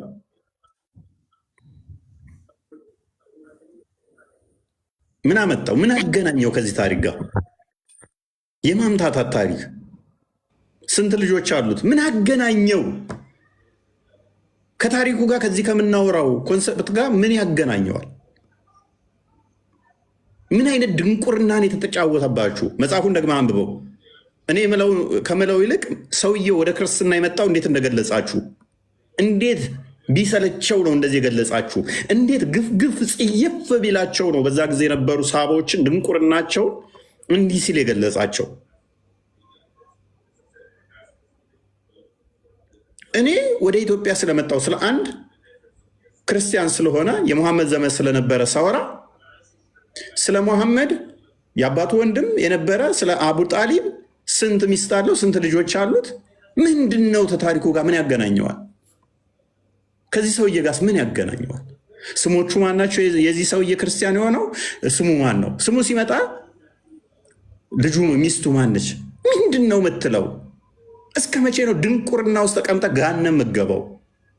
አይ ነው ብዙ ጭመት የሆኑ ከስር ሆነው የሚያዳምጡ የሚያስተውሉ ጭንቅላታቸው የሚጠቀሙ ሙስሊሞች አሉ፣ በየቀኑ የሚወጡ የግድ ላይ ላይቭ ላይ ገብተው መጮኸት የማይፈልጉ ጭቅጭቅንም ማይወዱ ከስር ቁጭ ብለው ኖት የሚይዙ አሉ።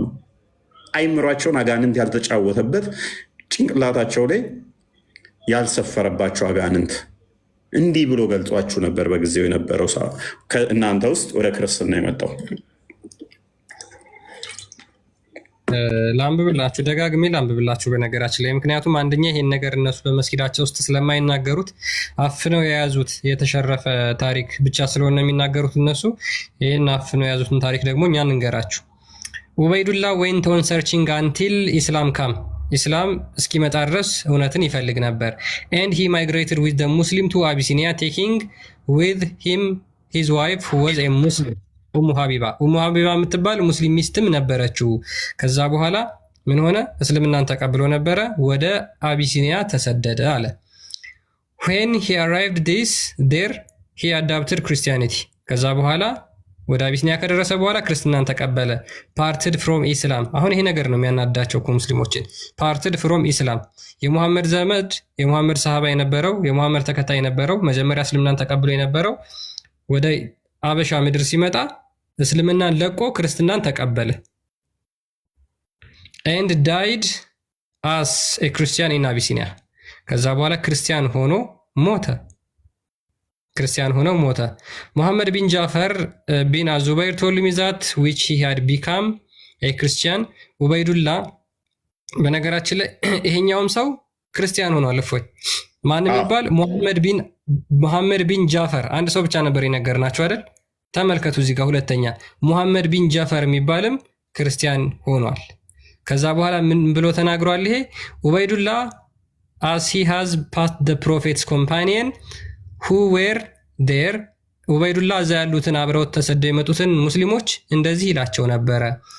we see clearly እኛ እንመለከታለን but your eyes are only half open።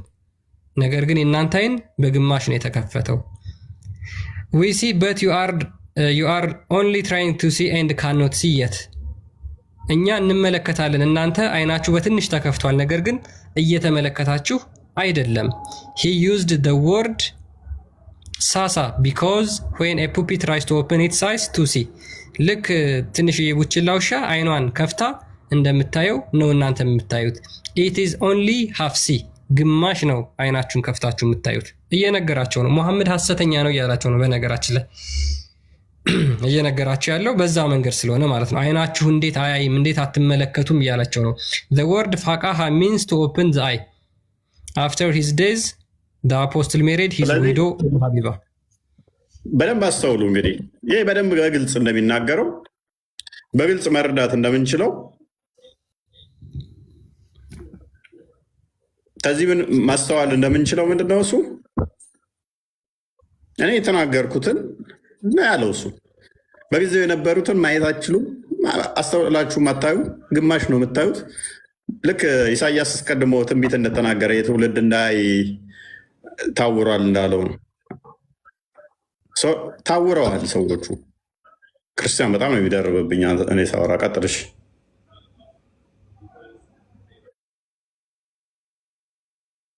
ያ ስለዚህ ከዚህ ምንድን ነው የምንረዳው? በጊዜው የነበረው ወደ ክርስትና ሲመጣ ቻሌንጅ ሲያደርጋቸው እንደነበር ነው። በእናታችሁ ድንቅርናችሁን፣ ድድብናችሁን ፖለቲካ በመስራት ለማጭበርበራት ሞከሩ። ፖለቲካ በመስራት ለማጭበርበራት ሞከሩ። ይሰለቻል፣ ቋቅ ይላል፣ ይቀፋል። እውነትን ተጋፈጡ። በቃ ኦልዌይስ ፖለቲካ፣ ኦልዌይስ መዋሸት፣ ኦልዌይስ ሌላውን መስደብ፣ ኦልዌይስ እናንተ አታውቁም እኛ የምናውቀው ብሎ ድራማ መስራት። መጽሐፍቶቻችሁን ተጋፈጡ። በቃ በጣም ነው የሆነ ከሽንት ቤት በላይ ቋቅ ነው ያላችሁ። በጣም ነው የቀፈፋችሁኝ። ሽንት ቤት ንጹህ ስለሚሆን ሲንኮም ሲታይ ተመልሰ ልታየው ትችላለህ። በዛ መጠን ነው እየተጸየፍኳችሁ ያለሁት። ፕራይ አደርጋለሁኝ እንዳልጠላችሁ እናንተ። ጭንቅላታችሁን ግን ከሽንት ቤት ቆሻሻ በላይ እየጠላዋችሁ ነው። ምን አይነት ጭንቅላት ነው የተሸከማችሁት? ምን አይነት ጭንቅላት ነው? የማያስተውል የማያገናዝብ በፖለቲካ ብቻ የተሞላ ምን አይነት ንፍጥ ጭንቅላት ነው የያዛችሁት? ኦልዌይስ ፖለቲካና ስድብ ብቻ፣ የሌላውን ማንቋሸሽ ብቻ፣ እውነትን አለመጋፈጥ፣ ድራማ ብቻ። ይሰለቻል። ኦልዌይስ መዋሸት መዋሸት መዋሸት መዋሸት። ኧረ በቃ ሲነቃ እኮ ያራዳ ልጅ እኮ ላሽ ይላል። ውሸት እኮ ሲባነንብህ እኮ በቃ ሶሪ ትላለህ።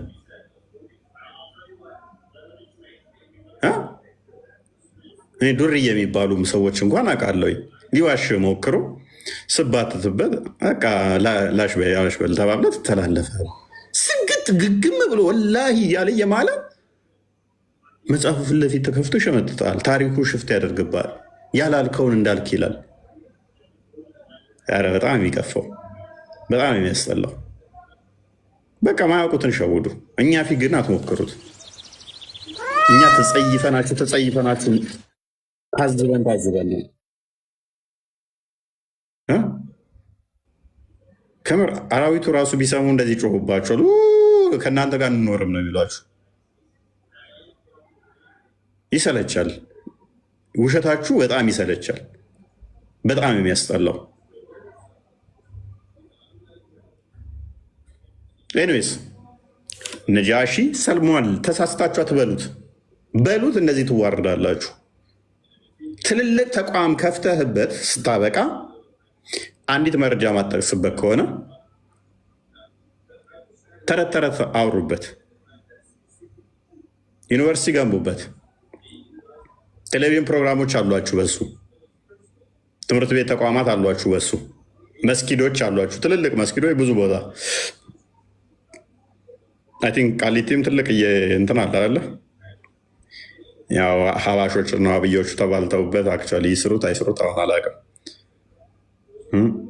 ያኔ ታከለውማ የአዲስ አበባ ከንቲባ የሰጣቸው በጣም ሰፊ መሬት ነጃሺ እንትን ሊሉ አዲስ ሊሰሩት ነው በቅርቡ በኃይለኛ ሚሊዮን ብር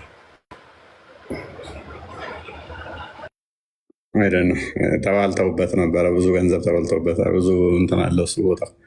ሀባሾቹ ተቀብለው ነበሩ፣ አብዮቹ ቀምተዋቸዋል። አሁን እኮ አንድም ትግራይ ላይ ፉክቻውና ጠቡ ምንድነው? እሱ ሀባሾቹን ለመቀበል ነው። በክርስቲያኖቹ አታከው እናንተ አልጮኋችሁም እኛ ጮኸናል ምናምን ብለው ሀባሾቹ እዛ አካባቢ ላይ ከአመራር ላይ አልወረዱ። ችንግርግሯን ተጠቅመው እኮ ሊቀበሏቸው ነው አብዮች። አባሾቹ ጅል ስለሆኑ አብረዋቸው ይጮኻሉ። የተወሰኑት እዛ አካባቢ ላይ ስለቀራ በዚች በፖለቲካው አጫጩኸን እንቀበላቸው ነው ታርጌቱ። እያንዳንዱ ከመስጊድ አውጥተው እየገረፏቸው እየሸኟቸው ነው።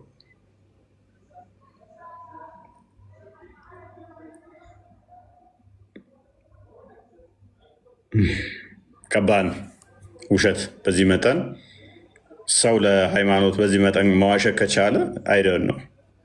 ኧረ እንዴ የፈጣሪ ዋሽቼ ነው ለማመልከው? ለምንድነው ዋሽቼ ማመልከው? ምን ስለሆነ እንዴት ነው ዋሽቼ ማመልከው? ቀላል እንዴ ገነት እንዲገተኝ እሱን ስዋሽለት ሰው ለማምጣት እሱ ከፈለገ እኮ በአንድ ቀን ኢትዮጵያን ሕዝብ ማጥፋት ይችላል። በአንድ ቀን የኢትዮጵያን ሕዝብ ወደ ፈለገው ወደ ክርስቲያን ማምጣት የሚችል ነው እኮ አምላክ ነው። በጉልበት ከሆነ ነፃ ምርጫን ሰጠ እንጂ ማስገደድ ከሆነማ እሱ ምን ይከብደዋል? ብትወደስ ተከተለኝ ነው። የፍቅር አምላክ ነው። ታዲያ በፍቅር ምን ከተለውን ቃላችሁ እውነት ወይ እውነት ሐሰቱን ከሆነ ሐሰት በሉ ተባልን እንጂ ገና ሰውን ለማምጣት ብለን አዲስ ፕሮፓጋንዳና ታሪክ ለምን ጽፈው አንጽፍም። እኛ ሙስሊሞች ግን ይጽፋሉ። ሙስሊሞች ግን እንደዚህ ያደርጋሉ። ይሄ ተካኑበት ነው። ይሄ ተካኑበት አካሄዳቸው ነው። ስለዚህ የጤናማ አይደለም ነው። ጤናማ አይደለም። ቀጥሎ እሺ ቢኒ። ያ እንግዲህ እጅግ በጣም በርካታ ሴንተሮች ነጃሺ በሚባል ስያሜ ተሰይመው አሉ። መስጊዶችም ብዙ በርካታ መስጊዶች አሉ በነገራችን ላይ ነጃሺ ተብለው የተመዘገቡ እና የተሰየሙ። እንደዚህ እጅግ በጣም በርካታ መስጊዶች ተሰይመውበት የተለያዩ ሴንተሮች ተሰይመውበት፣ ነገር ግን ነጃሺ የሚባል ነጃሺ ምንድን ነው ብትሏቸው ምንድን ነው መልሳቸው? ሙስሊሞች አሁን ነጃሺ መስጊድ ብለው ከዛ በኋላ ነጃሺ ማን ነው ምንድን ነው ብትሏቸው የሙስሊሞች መልስ ምንድን ነው? ከሱማ የሙሐመድ ሰሃቦችን በላከበት ጊዜ አክሱም ተቀብሏቸው ከዛ በኋላ የሰለመ ንጉስ ነው ይሏቸዋል። ልክ አሁን መስጊድ ውስጥ እንደሚያወሩት ማለት ነው። አረ አዎ ንጉሱ ሰልሞ ነበር አቢሲኒያ። ማስረጃው ምንድን ነው? ማስረጃ የለውም። ማስረጃ የለውም። አንድ ማስረጃ እንኳን የለውም። በሐሰት በተረት ተረት በቅጥፈት የተመሰረቱ የተፈበረኩ ታሪኮች፣ አንድም ታማኝ መረጃ የሌለው የውሸት ታሪክ። ይህ አጋንንታዊነት ነው። ደጋግመን እንደምናገረው ውሸት አጋንንታዊነት ነው። አምላክህን በውሸት ለማስከበር የምትሞክር ከሆነ የምታመልከው አጋንንት ነው ማለት ነው። ሌላ ምንም አይደለም። መጋኛ ነው የሚያመልኩት። የምታመልኩት መጋኛ ነው።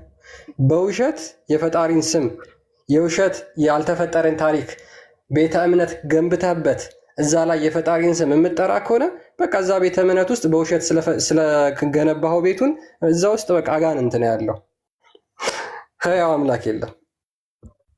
ነጃሺ መስጊድ ብለህ ገንብተህ ነጃሺ መስጊድ ውስጥ የምትሰግድ ከሆነ ነጃሺ የሚባል ንጉስ የሰለመ የሚባል ስለሌለ አጋንንት ነው እዛ ቤት ውስጥ እያሰገዳችሁ ያላችሁ ማለት ነው።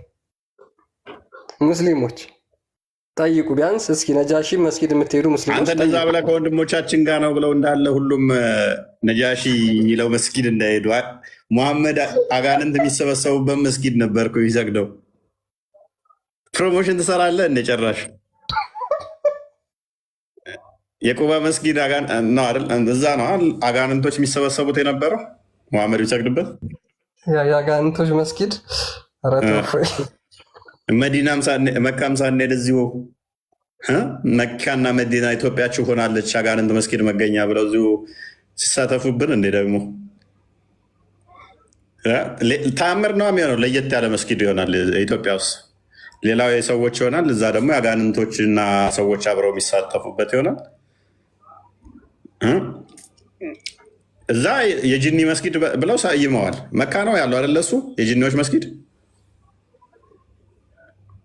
መካ ነው ያለው።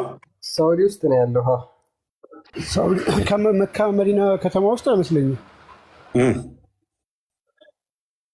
ከ40 ኪሎ ሜትር ነው። ስሟ ጠፋችብኝ ቦታዋ።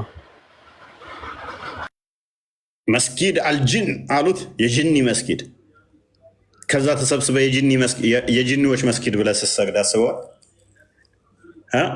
የአጋንንቶች መስጊድ ብለህ ሳውዲ ነው ሳውዲ አለ።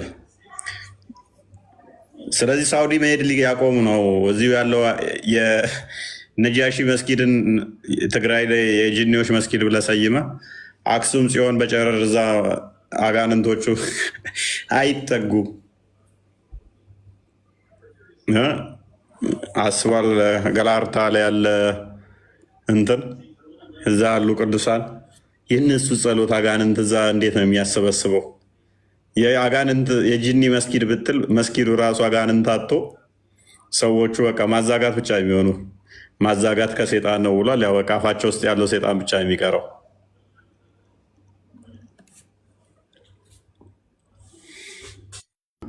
ባይዘዌ እፎይ ሙስሊሞች በጣም ታሪክ እንዴት እንደሚገለብጡ ያው ታውቃለህ። ውሸት ታሪክ ገልብጠው የውሸት ታሪክ እውነት አስመስለው በጣም ይጮሃሉ። እሱን ደግሞ ለማንገስ እውነት ለማድረግ በጣም በኃይል ይሰራሉ። እና አሁን ራሱ የነጃሺ መስጊድ የሚባለው አይተው ከሆነ አሰራሩ ራሱ እንደ 100-200 ዓመት የሚበልጠው አይደለም፣ ግን በነጃሺ ጊዜ የተገነባ ነው የሚል ታሪክ ይጽፋሉ፣ ታሪክ ይናገራሉ። እንደዛም አይደለም ባይዘው ያን ያህልም የሄደ አይደለም። እና ሁል ጊዜ ውሸት በማንገስ ታሪክን በመገልበጥ ነቢያትን ሙስሊም ናቸው በማለት ከመሐመድ በፊት እስልምና እንደሌለ እየታወቀ ያን ይጮሃሉ። ከዛ በዛ በጮት እውነት ለማስመሰል ይሞክራሉ። ያለ ታሪክ ሐሰት ያለ ማስረጃ እና ሁል ጊዜ ታሪክ የመገልበጥ ታሪክ አላቸው። ደግሞ በዛ ላይ በጣም ይሰራሉ ለዛ ውሸታቸው። ይሄ ደግሞ ከአጋንንት እንደሆነ መጽሐፋችን ይነግረናል። እውነት በሱ የለም ብሎ የተናገረለት አጋንንት ነው። እና አምላካቸው አጋንንት ነው ብለን ብንል ሊቀየሙን ነው ወይ ሙስሊሞች? ምክንያቱም ለሐሰት ነው የሚለፉት፣ እውነትን ደብቀው ሐሰትን። አሁን ቅድም አልሸዋብ ገብቶ ጃፋር ነው ሲል ነበረ ያኛውን እውነት ለመደበቅ። ግን ክርስቲያን ሲያነበው እዛው ላይ ጃፋር ራሱ ክርስቲያን እንደሆነ ተነገረው ማለት ነው። ጃፋር ነው ሲል የነበረው። እንደዚህ አይነት እውነት አይነግሯቸውም። ያልሰለመን ሰው ነጃሺ ሰልሟል ይላሉ። ወደ ኢትዮጵያ መጥተው ደግሞ ክርስትናን የተቀበሉትን ይደብቃሉ። ስለዚህ እውነትን ደብቀው ውሸትን ነው የሚነግሯቸው። ያን ውሸት ደግሞ በጩኸት እውነት ለማስመሰል ታሪክ ለመስራት ያልነበረ ታሪክ ለመስራት በጣም በከፍተኛ መንገድ ገንዘባቸውንም ጉልበታቸውንም እውቀታቸውን ነው ያፈሰሉ። ይሄ የሴጣን የአጋንንት አስተሳሰብ ነው። በውሸት የሚከብር የለም፣ በውሸት ታሪክም አይሰራም። በእርግጥ ዓለም ላይ ብዙ የውሸት ታሪኮች አሉ፣ ግን በጊዜ ሁሉም እየፈረሱ ይፈርሳሉ። እና ሌላው ቅድም ስትለው ከነበረው አንጻር አንድ ሀሳብ ልስጥ። በተለይ እኛ አካባቢ ላይ ፖለቲካ ለመስራት የሚሞክሩት በተለይ እንደዚህ ዩቲዩብ ሚዲያ ምናምን ያላቸው ሰዎች በእርግጥ አሁን ላይ ያለው ይሄ ቲክቶኩን ዩቲዩብን ምናምን የተቆጣጠረው ታዋቂው ነው እንጂ አዋቂ አይደለም። በተለይ ታሪክን የሚሞግት ሪፈረንስ የሚጠይቅ ምናምን አይደለም። ዝም ብሎ ቲክቶክ ላይ እየታወቀ ሁሉ ቤቱን እየከፈተ ዝም ብሎ ታሪክ እያሰራ ነው። የውሸት ታሪክ ሀሜትም ቢነግሩት አሜን ብሎ የሚቀበል ማለት ነው። መቼም ትንሽ ታሪክን ያነበበ ሰው ትንሽ የሚያውቅም ሪፈረንስ ይጠይቃል። ስለ አንድ ሀገር ታሪክ ተነስተ ኢትዮጵያ ውስጥ ተቀምጬ እኔ ስለ አሜሪካ ታሪክ ልጽፍ አልችልም። ከጻፍኩኝ ደግሞ ከራሳቸው ከአሜሪካኖቹ ሪፈረንስ ማምጣት አለብኝ። ሙስሊሞቹ የአረቦቹ ስለ ኢትዮጵያ ስለ ነጃሺ ዝም ብሎ ታሪክ ፈጥረው ሲጽፉ አሁን የተማረ ጠያቂ ቢኖር ኖሮ ሪፈረንስ ይጠይቃል። ኢብን ኢስሐቅ አለው፣ የመሐመድ ሳባዎች አሉ፣ ኢብን መሐመድ አለው። ሪፈረንሱ ምንድን ነው ተብሎ ይጠይቃል። ከየት አመጣው መሐመድ? ከራሱ ከኢትዮጵያኖች ነው የተገኘው ወይስ ከየት ነው የተገኘው የሚለው አለዛ ፈጠራ ታሪክ ነው የሚል ነገር ነው የሚያሳየው።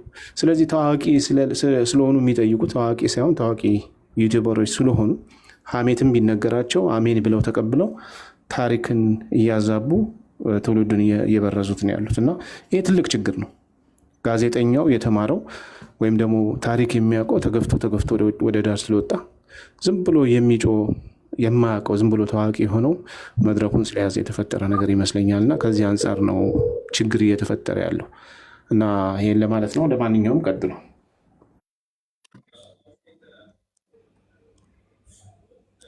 ቢኒ ባለው ላይ እስማማለሁ። እና በነገራችን ላይ ቅድም ክርስቲያንም ሲናገር እየሰማሁት ነበር። እኛም ተሸውደን ነበር አለ እንደሰለመ ነበረ የምናውቀው። ምን ያሳያል? ውሸት በጣም ተደጋግሞ ሲነገር እውነት የመምሰል አይነት ነገር እያያዘ ይመጣል ማለት ነው። እውነቷ ደግሞ ትክክለኛው ደግሞ ሲመጣ ያንን ስፔስ ቦታውን ለማግኘት ይቸገራል። ጊዜ ማለት የእውነቱን ቦታ በውሸቱ ስለተያዘ ማለት ነው። እና ነጃሺ ሰልመዋል የሚለው አኮርዲንግ ቱ ሂስትሪ ራሱ ምንም ኤቪደንስ የለም። ለዚህ ትልቁ ማሳያ እንደምሰጋው ካያቸውን ወርልድ ሂስትሪ ላይ እስልምና የጀመረው በመሐመድ ነው። ሁላችንም የተማርነው ዓለም ላይ የሚታወቀው ቢኮዝ ታሪክ ስንማር እምነት መብታቸው ነው፣ ማመን መብታቸው ነው። እንደ ሃይማኖት ብለምን ሰው እንደፈለገ ማመን ይችላል። ግን እንደ ሂስትሪ ስንማር ኤቪደንስ ስለሌለው በመሐመድ እንደተጀመረ ነው የተማርነው።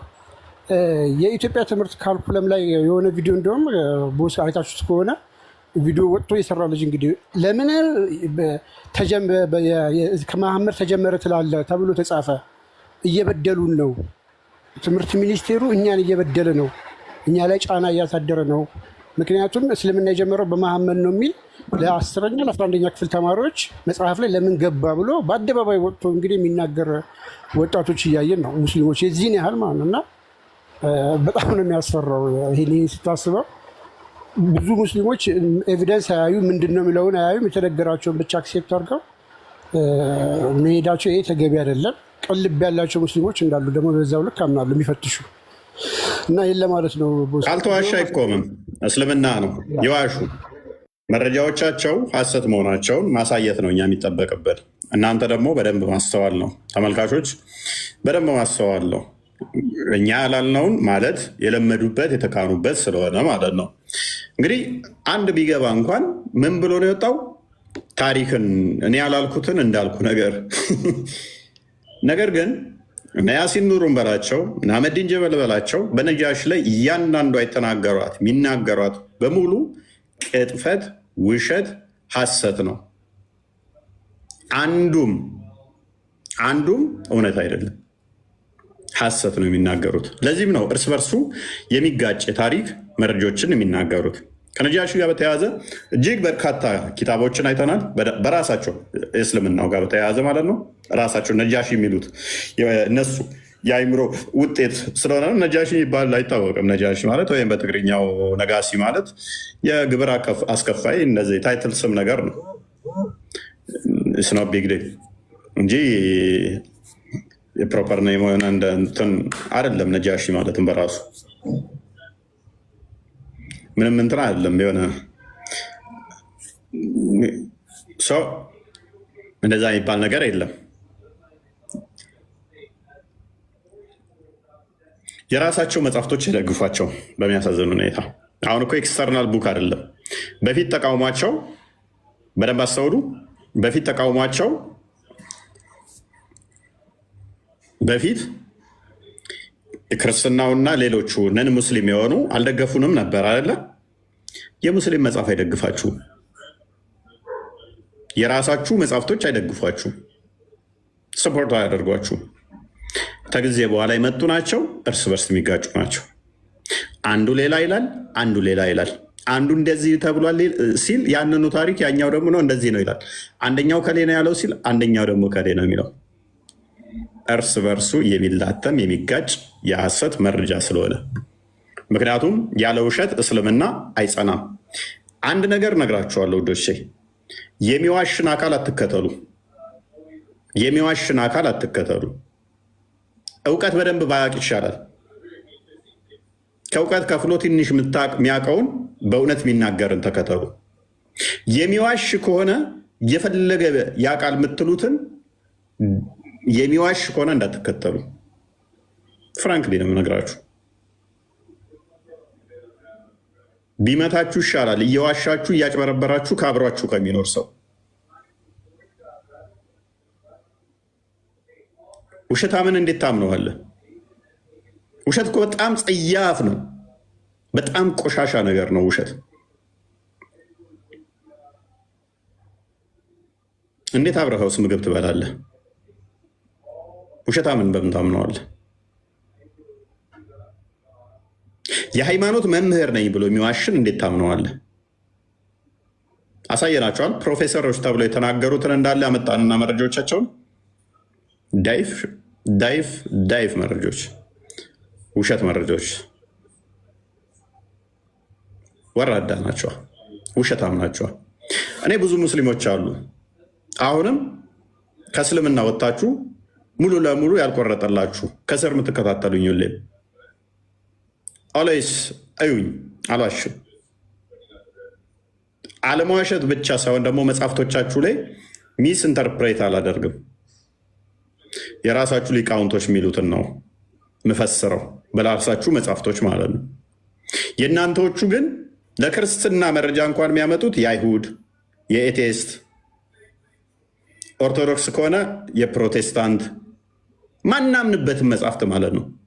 ምክንያቱም ኡስታዞቻችሁ ወራዳና ውሸታም ስለሆኑ በእውነት መሞገት ስለማይችሉ ጌታ ይመስገን በየቀኑ ወደ ክርስትና የሚመጡ ወደ ክርስቶስ እቅፍ የሚፈልሱ በጣም ብዙ ናቸው። ላይቭ ላይ ብናወጣቸው ሪስክ ስለሚሆንባቸው እየተጠመቁ በውስጥ የሚቀመጡ በጣም ብዙ አሉን። ተሼህ ልጆች አገልጋይ አባቶቻቸው ሼህ የሆኑ ኡስታዞች የሆኑ ጭምር ሳይታወቅባቸው ዝምታን በዝምታ ከቤተሰብ ጋር የሚኖሩ ጭምር ራሳቸውን እስኪችሉ ያቆየናቸው ጭምር እንደነሱ ገንዘብ ከፍለን በገንዘብ የምናታልላቸው የምናጭበረብራቸው ስላልሆነ በየቤታቸው ገብተናል። አሁን በየጓዳቸው ገብተናል። ያደምጡናል፣ ሊያቁናል። ኡስታዞቻቸውንና ሼኮቻቸውን ከሚያውቁት በላይ እኛን ያውቁናል። በየጓዳው ገብተናል። በየብዙ ቤተሰቦች ውስጥ ገብተናል። ከክርስቲያኑ ባልተናነሰ የሙስሊሞች ጓዳ ውስጥ ገብተናል። ብዙዎች እኛ የምንናገረውን መስጊድ ባዩ ቁጥር፣ መስጊድ ላይ በሰሙት ቁጥር እኛ የምንናገረውን እውነት ሆኖ ሲያገኙት እኛ ላይ ያላቸው ምልከታ ተስተካክሏል። ስቲል አልሞት ባይ ተጓዳይ እንደሚባለው ኡስታዞቻቸው እየተፍጨረጨሩ ነው።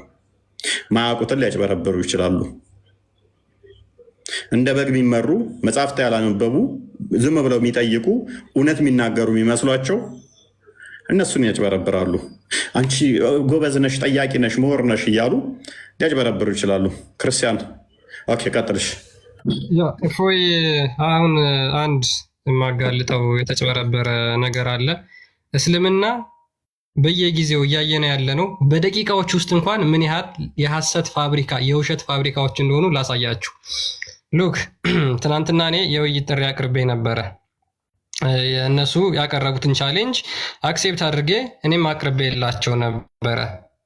ምንድን ነው ለነዚህ ለሁለት ኡስታዞች ከፈለጉ ሁለቱም ኡስታዞች እንዲመጡ፣ አይ አንድ ሰው ይበቃል ብለው ደግሞ የሚያምኑበት ከሆነ ከሁለት አንዱ እንዲመጡ የውይይት ጥሪ አቅርቤ ነበረ።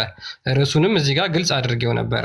በደንብ ግልጽ የሆነ ርዕስ ነበረ። ምንድነው እውነተኛ የአምላክ አገልጋይ ሐዋርያው ጳውሎስ ወይስ ሙሐመድ የሚለውን አቅርቤ ነበረ።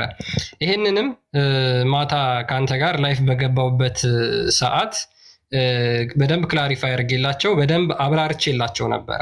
ማታ ላይ አብራርቼላቸው ነበር። በሚያስገርም ሁኔታ አንድ አሁን ተሰርቶ የተለቀቀ ቪዲዮ ላሳየ እፎይ፣ ምን ያህል አጭበርባሪ ውሸታሞች እንደሆኑ እንድታውቁት ያክል ነው። እኛ ለምደናቸዋል፣ እኛ እናውቃቸዋለን። ነገር ግን እነሱ የሚሄዱበት ርቀት ላሳያችሁ። ሉክ ይሄንን የውይይት ጥሪ አንተ እነሱ ያቀረቡትን ቻሌንጅ አንተ እንደተቀበልክ አድርገው ቪዲዮ ሰርተው አሁን ከጥቂት ደቂቃዎች በፊት ለቀዋል። ያቀረብኩት እነሱ ያቀረቡትን ቻሌንጅ አክሴፕት ያደረግኩት እኔ ነኝ። ቪዲዮ የሰራሁት እኔ ነኝ። አንዴ አዳምጠው ቪዲዮዎችን አቀናብረው እንዴት እንደለቀቁት ማለት ነው። አሰላሙ አለይኩም ወረሕመቱላህ። ከዚህ በፊት አቅርበነው የነበረውን የውይይት ጥሪ ይህ የቲክቶክ መምህር መቀበሉን አሳውቋል። እስኪ እናዳምጠው። ውይይት ጥሪ ምን አለ? አንተ እንደተቀበልክ እኔ ምን አይነት ናቸው ግን አንተ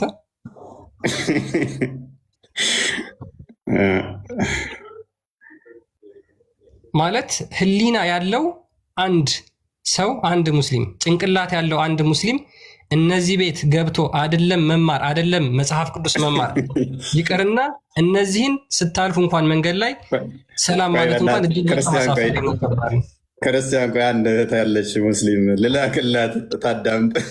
ውይይትን ስለምናፍቀው ሼር ላድርግላት ከሰማች ወራዳና ውሸታም እና ጭበርባሪ መሆናቸውን በዛው እንድታውቀው።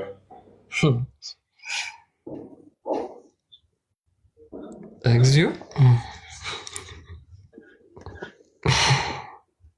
እነዚህ ናቸው ገብተው ከኛ ጋር እናወራ የሚሉት ማለት ነው።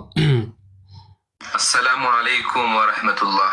ከዚህ በፊት አቅርበነው የነበረውን የውይይት ጥሪ ይህ የቲክቶክ መምህር መቀበሉን አሳውቋል። እስኪ እናዳምጠው። ስንት የሚጠቀመው ደግሞ እንደዚህ አይነት ዘገምተኞችን ተዋቸው እባክህ። ገና እንኳን ለውይይት ገዝታችን ላይ የማይመጥኑ። ኤኒዌይስ ዋናው ነገር ክርስቲያን ትናንት እናንተን ብሎን ነበር። እሱን ላቦሬት ያደረግነውን እሱን ነው አይደለ? እሱ ላይ ነው ላቦሬሽን የሰጠሁት። ተቀበሉት፣ አትፍሩ። ክርስቲያንን ተወያዩኝ ብሏችኋል። እኔ ላይ አትለጠፉ። እኔ ላይ መለጠፍ አይጠበቅባችሁም። እኔ ጋር ኮፒ ሊንክ እያደረጋችሁ ከስር መማር ነው የሚጠበቅባችሁ። እኔ ጋር ከስር ሆናችሁ ተማሩ። ኡስታዞቻችሁን ጠርቻቸዋለሁ። ኡስታዞቻችሁ ይምጡ ከኔ ጋር መወያየት የሚፈልጉ ከሆነ ኡስታዞቹ። እናንተ ግን ከስር ታታቢ እያደረጋችሁ ከተማራችሁ በቂ ነው።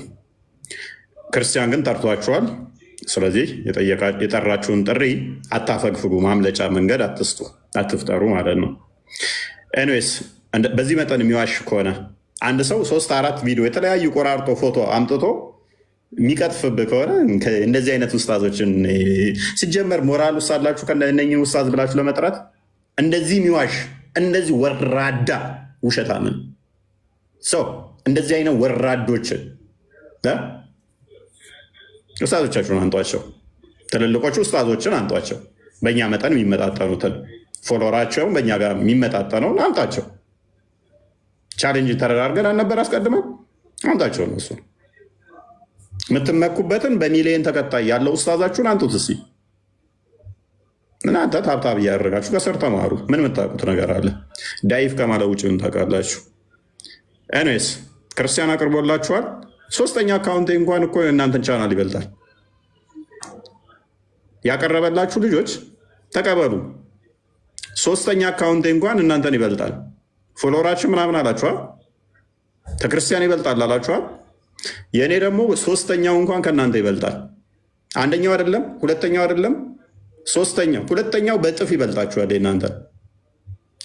3ኛውም ደግሞ ይበልጣችኋል እናንተ በቤንቾ ቤንች ማለት ነው። ስለዚህ ኡስታዞቻችሁን በሚሊየን ተከታይ ያላችሁን አንጡት። ጆሮን ጠምዙና የኔና የሱ አካውንት ስለሚመጣጠን አንጡት፣ አቅርቡት እሱን። እናንተ ግን ተቀበሉ በአካውንት ስለምትመጣጠኑ። ላይቭ ቢከፍት ክርስቲያን 1000 ሰው አለው። እናንተ ላይቭ ብከፍቱ 300 ሰው ነው ያላችሁ። አትደበቁ። እንደ መሐመድ ቀሚስ ውስጥ አትወሸቁ። ትዊስት አታርጉ። አታጭበርብሩ። አትዋሹ። እህቴ ከስር እያየች ነው። ክርስቲያን ንገራት፣ መርዶ ንገራት እምቢ እንዳሉ እና እንደዚህ ትዊስት እንዳደረጉ ንገራት። ወደ ክርስትና መመጣ ልጅ ነች።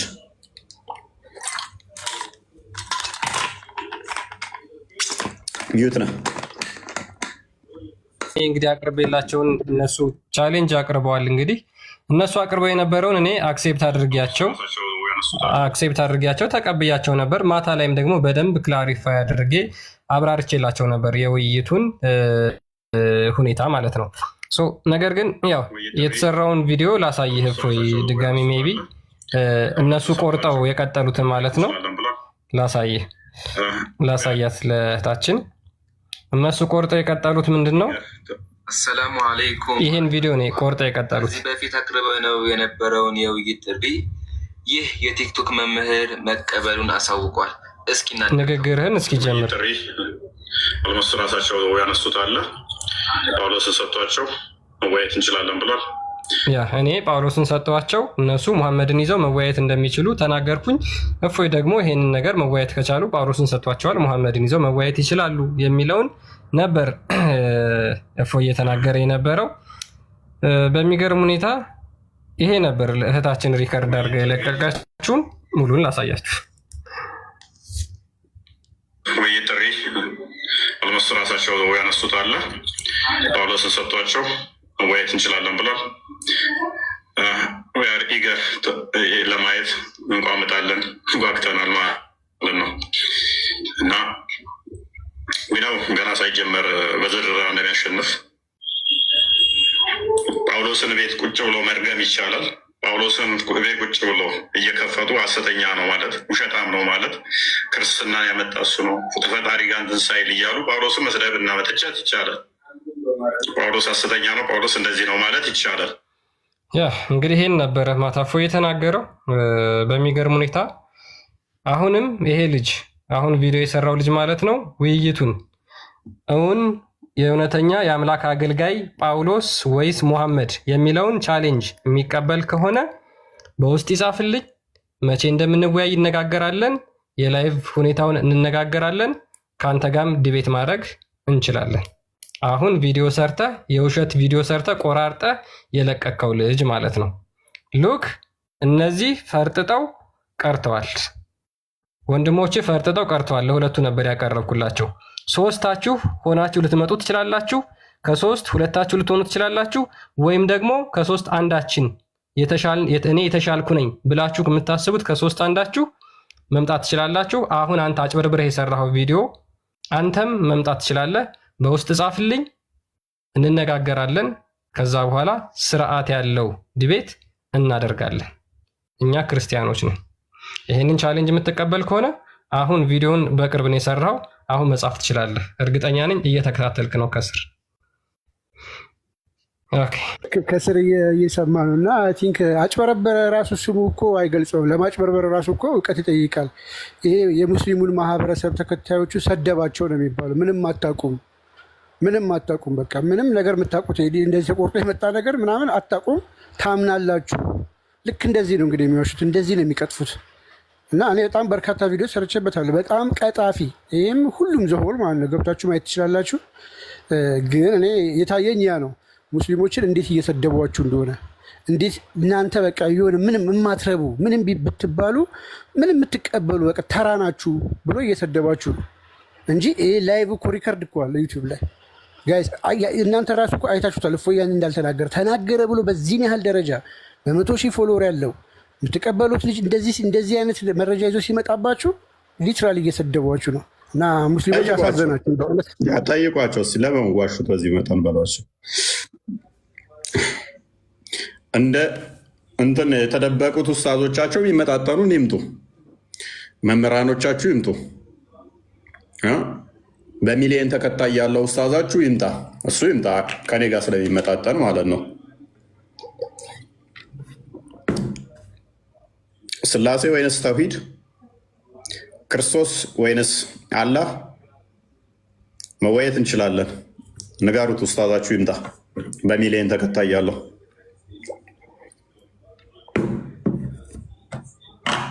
ተጨማሪ ቶፒኮችም ከፈለገ መወየት እንችላለን፣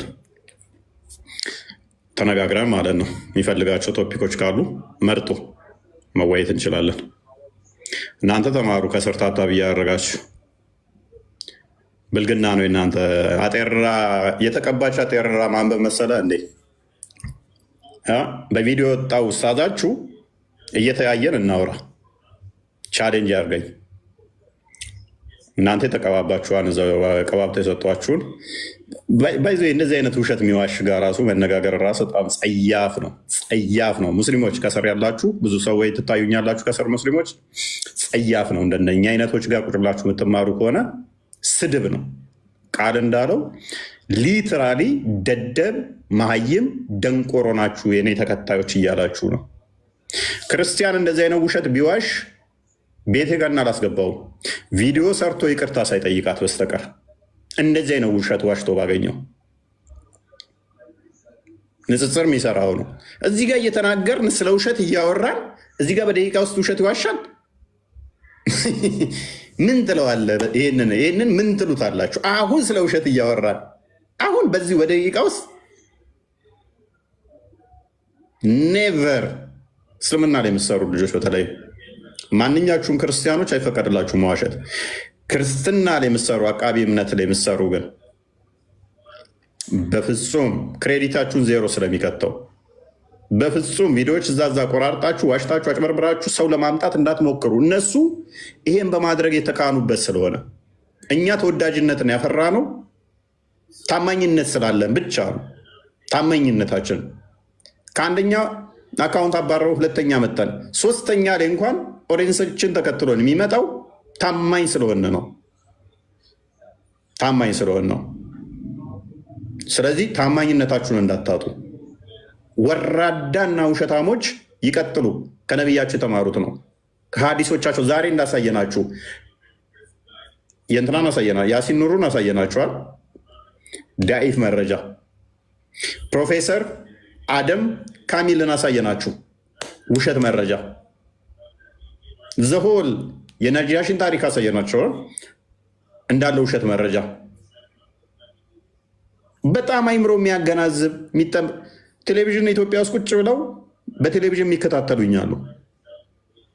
ከኢትዮጵያ ቁጭ ብለው በቴሌቪዥን የሚከታተሉኛሉ። በተለያየ ዓለም ላይ ይነግሩኛል። በቴሌቪዥን ከፍተን ነው የምንከታተለው። እንደ ቀላል አይደለም። እንዲህ ቲክቶክ ላይ አዲስ አበባ ላይ ቁጭ ብለህ እንደምታየኝ አይደለም። በማህበረሰብ ውስጥ ገብተናል። ከቤተሰብ ጋር ተሰባስቦ ከልጆቹ ጋር ተሰባስቦ ቁጭ ብሎ በቴሌቪዥን የሚያየን አለ። ይህን ንግግሬን እየሰማ ከልጆቹ ጋር ከሚስቱ ጋር ሆኖ የሚያደምጠን አለ። ክሬዲታችንን ማጣት የለብንም። በፍጹም ልንዋሻን ይገባ ነው። በፍጹም እርስ በርስ የሚጋጭ አስተምሮ ልናስተምረኛ ክርስቲያኖች አይገባንም። እነሱ እርስ በርስ ሲጋጩ ሲላተሙ ቲክቶክ ላይ በየቀኑ እያያችሁ ነው አደለ? የራሳቸው ኡስታዞች ሲያዋርዷቸው እኛ ብለናቸው ቀጥቅጠን መሮን ትተናቸው ነበር። አሁን የራሳቸው ኡስታዞች በየቀኑ እያነጠፏቸው ነው፣ በየቀኑ እየተጋጩ። አብዛኛው ሙስሊም አሁን ጭንቅላቱ ተበርዟል። ኡስታዞች አንዱ ሌላ ሲል አንዱ ሌላ ሲል አንዱ ሌላ ሲል አንዱ ሌላ ሲል አሁን ለቲፎዞ ነው እስልምና ውስጥ ተቀምጦ ያለው። በጥቂት ዓመታት ውስጥ አብዛኛው ሙስሊም እምነቱ ላይ ኬርለስ ይሆናል፣ ወይንም እያወቀ ምን ሃይማኖቱን የሚለቅ ኤቴስት የሚሆን ወደ ክርስትና የሚመጣ እዛው ሆኖም ደግሞ እንዝላል የሚሆን በጣም ብዙ ሙስሊም ይኖራል። ማርክ ማይወርድ ቀላል ስራ ይምሰላቸው የሚሰራው። ምክንያቱም በአንድ አይደለም ሃይማኖት የምትወጣው ለቀ ውሸታቸውን ኡስታዞቹን በሰማ ቁጥር እዚህ ጋር ከዚህኛው ኡስታዝ ሌላ ሲሰማ ከዛኛው ጋር እዛኛው ጋር ሌላ ሲሰማ ከዛ እንትን ማድረግ ይከብደዋል። ከጊዜ በኋላ ኡስታዝ ሆኖ በዚህ መጠን የሚዋሽ ከሆነ እኔም ሃይማኖት ላይ ቢዋሽ እንደዚህ ባጭበረብር እንደዚህ በሆን ኬርለስ በሆን ምን ችግር አለው ወደሚል ይመጣሉ ማለት ነው። እኛ የምንጠነቀቀው አሁን ላይ ይሄ ነገር በእኛ ውስጥ እንዳይፈጸም ነው። እነሱ ወረዲ ሃይማኖታቸው ስለሆነ ለውሸት ለታይታ ብቻ ነው አሁን ያሉት አማኞቹ። ለውሸት ለታይታ በቃ ኃይለኛ አማኝ የመምሰል ነገር እንደዛ የማስመሰል ነገር እንጂ ልባቸው ውስጣቸው ሃይማኖቱ ሞቶባቸዋል፣ ገለንባቸዋል። በሐሰት ላይ እንደቆመ አስተምሮታቸው ደጋግመን ቀጥቅጠን አሳይተን ኡስታዞቻቸው ደግሞ በውሸት አጭበርብረው አንደኛው ሲዋሽ አንደኛው ሲያፈርስበት፣ አንደኛው ሲጠግን አንደኛው ሲያፈርስበት እርስ በርሱ ጥንቅጡ በማውጣቱ ምክንያት እኔ ብዙ ማቃቸው ቲክቶክ ላይ አንዳንድ ጥያቄ ዝም ብለው የሚንጋተቱ ነበሩ። አሁን ሲጠፉ ምንድን ነው ምናምን ስላቸው እንዴ ማበድ አንፈልግም በቃ ናሉኝ። እንደዛ የሚሉኝ ማበድ አንፈልግም። ለምን? አረ እንዴ እኔ በሰላም ዝም ብዬ መኖር ነው የምፈልገው። ለምን? በቃ አንደኛው ኡስታዝ እንደዚህ ሲል እዛኛው ጋር እንደዚህ ሲል እየጨነቀን ነው። ይሄ ቀላል ነገር አይደለም። አይ ነው ቴክስ ታይም። አንድ የተመገብከው ነገር ኢቨን መርዝ እንኳን ብትመገብ ዊዝን ሰከንድ ኤክስፓየር ላታደርግ ትችላለህ። ቴክስ ታይም ወደ ሰውነት መሰራት ስላለበት። ስለዚህ አሁን እየተመገቡት ያለው የተሳሳተ አስተምሮ ፖይዝን አድርጓቸዋል፣ መርዟቸዋል። ከዛ አንደኛው ሌላ ሲል አንደኛው ሌላ ሲል አንደኛው ይወጣሉ። እኛ የሚጠበቅብን ጸሎት ማድረግ ነው። በጸሎታችን እነሱን ማሰብ ነው ዋናው ነገር ይሄ ስለሆነ እና ለዛሬ በቃንስ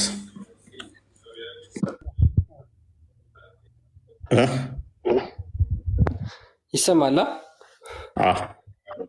ለዛሬ ብቃን። እንግዲህ ቶፒካችን በነገራችን ላይ እጅግ በጣም ብዙ ማስረጃዎችን ያላየናቸው አሉ። ያው ሙስሊሞች ቢገቡ እንደየአቅማቸው እንሰጣቸው ነበረ። ነገር ግን ይሄ ቶፒክ እጅግ በጣም አደገኛና ከባድ ስለሆነ ነው። ምክንያቱም ጭንቅላታቸው ላይ ለረጅም ጊዜ ስለተሰራባቸው ይሄ ነገር ሐሰት ነው ብሎ መቀበል በአንድ ጊዜ ሊከብዳቸው ይችላል። ነገር ግን ስሩ ታይም ኤክስፒሪየንስ ስለሚያደርጉት ችግር የለውም። ምን ያህል ሐሰትና ተረት ተረት እንደሆነ በደንብ ስለሚረዱ ማለት ነው። እስልምና ውሸት ነው፣ እስልምና ሐሰት ነው። ዊዝን ኤ ሰከንድ ነው የሚዋሹት። ዊዝን ኤ ሰከንድ፣ ዊዝን ኤ ፍራክሽን ኦፍ ሰከንድ ይዋሻሉ። ከመቅጽበት ነው የሚዋሹት። ለእያንዳንዳቸው እርምጃቸው ውሸት ነው። እያንዳንዳቸው እርምጃቸው ማጭበርበር ነው። እያንዳንዳቸው እርምጃቸው ማለት ነው። ሶ ከትላልቆች ኡስታዞች እስከ ሶሻል ሚዲያ ላይ እስካሉት እስከተበተኑት ኡስታዞቻቸው ጭምር በማጭበርበር የተካኑበት ሁኔታ ነው። እስልምና የሚለው ሃይማኖት ውስጥ ተደብቀው ያንን ኤክስፒሪየንስ እያደረጉ እየኖሩ ያሉት ይህንን ህይወት ስለሆነ ማለት ነው። አንድ ሰው ደግሞ ህይወቱ ሙሉ ውሸት ከሆነ እውነተኛ ህይወት ምን እንደሆነ አያውቅም። እኛ ክርስቶስን እውነተኛውን ህይወት እናቀርብላችኋለን። ሙስሊሞች ከዚህ አጋንንት ስርዓት የወጣችሁ ቀን እውነተኛውን ህይወት ክርስቶስን ታገኙታላችሁ። ከዚህ የሐሰት አስተምሮ፣ ከዚህ የተረት ተረት አስተምሮ፣ ከዚህ በውሸት የተገነባ አስተምሮ በተቻለ መጠን ውጡ። ለዛ ነው እያንዳንዱ ነገር ላይ የሚዋሹት። በነገራችን ላይ በቃ የሚያምኑት ዘያር ሙስሊም፣ እስልምና ደግሞ ውሸት ነው። ስለዚህ እያንዳንዱ እርምጃቸው የሚሆነው ምንድን ነው? ውሸት እና መዋሸት ማጭበርበር ስለሆነ ማለት ነው። ለዛሬ ይበቃናል። ፎይ ሁላችሁም ደህና አደሩ። ኦራይት አቶ ቢኒያም ባለፈው ያልከፈሉት የ50 ብር ቅጣት አለቦት። አቶ ቢኒያም ጫላቸው ከበዳቸው ቦና ገብረ ማርያም ገብረ እግዚአብሔር 50 ብር አለብህ ቅጣት። ሰው ፊት ሳታወርደ ይሉጣ በቃ እንደምናዳ ነው የምትዋረደው። ዳህና ከፍለ ምን እንደ ሰው ፊት ትጠይቀኛለህ? ምን ችግር አለው? እና ታዲያ ምን ሰው ፊት በቃ በጀርባ ጠይቃለኝ። እንደዛ ነው የሚደረገው። በኋላ ጠይቃለኝ። ስንት ብር ነበር ዕዳ? መጋረጃ ከፍተህ አንኳኩተህ ምናምን ነው የምገባው። ደግሞ በጀርባ ከሚስቶቼ ጋር ሄደም እንዳታማኝ። መጋረጃ ከፍተህ ምናምን አንተ ሚስት ወልዳ ጓዳ ነህ? ከሚስቶቼ ጀርባ ሆነ እንዳታማኝ። ደግሞ መጋረጃ ከፍቼ የምመጣው ሚስት ወልዳ ተጋርደህ ተቀምጠሃል። ገንፎ እየበላ ነው እንዴ? በመጋረጃ ወንድ ልጅ ሰው ሲመጣበት ዘራፍ ብሎ ቀድሞ ቤት በር ከፍቶ ምን እንትን የሚል ነው? መጋረጃ ውስጥ ምናምን ተደብቄ ምናምን እንዳለ እንደ ወንድ ልጅ ገና ከውጭ የአጥር በር ሲከፈት በር ላይ መጠበቅ አለበት። ጎርደድ ብሎ ማለው ምን ፈልጋችሁ ነው ሲል ነው። እኛ ጋር እንደዛ አይደለም። ሚስቶቻችን ነው የሚጠብቁን። ብዙ ስለሆኑ ዙሪያችንን ከበው የሚጠብቁን እነሱ ናቸው። ታዲያ ጭራሽ አታውቅም እንዴ? ቆይ ስማኝማ። ባይዘዌ ያው እኔ ማታ ራሱ መውጣት ስለምፈራ ፖፖ አድርጌ ነው የእንጨት ፖፖ አልጋ ስር የምተኛው። መሐመድ አልወጣም ራሱ መሐመድ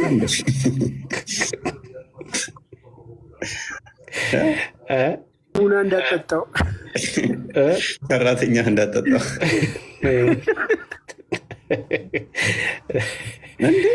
አንዱ ባይዘ ህፃን ሆኜ ልጅ ሆኜ እንዳይሰሙኝ ቤት ልጅ ሆኜ በጣም ነው ውጭ መውጣት በቃ ማለት ጀግና ምናምን ጎበዝ እባላለሁ እና አልፈራም። ብፈራም ዋጥ አደርጋታለሁ ጨለማ ውስጥ ማለት ነው።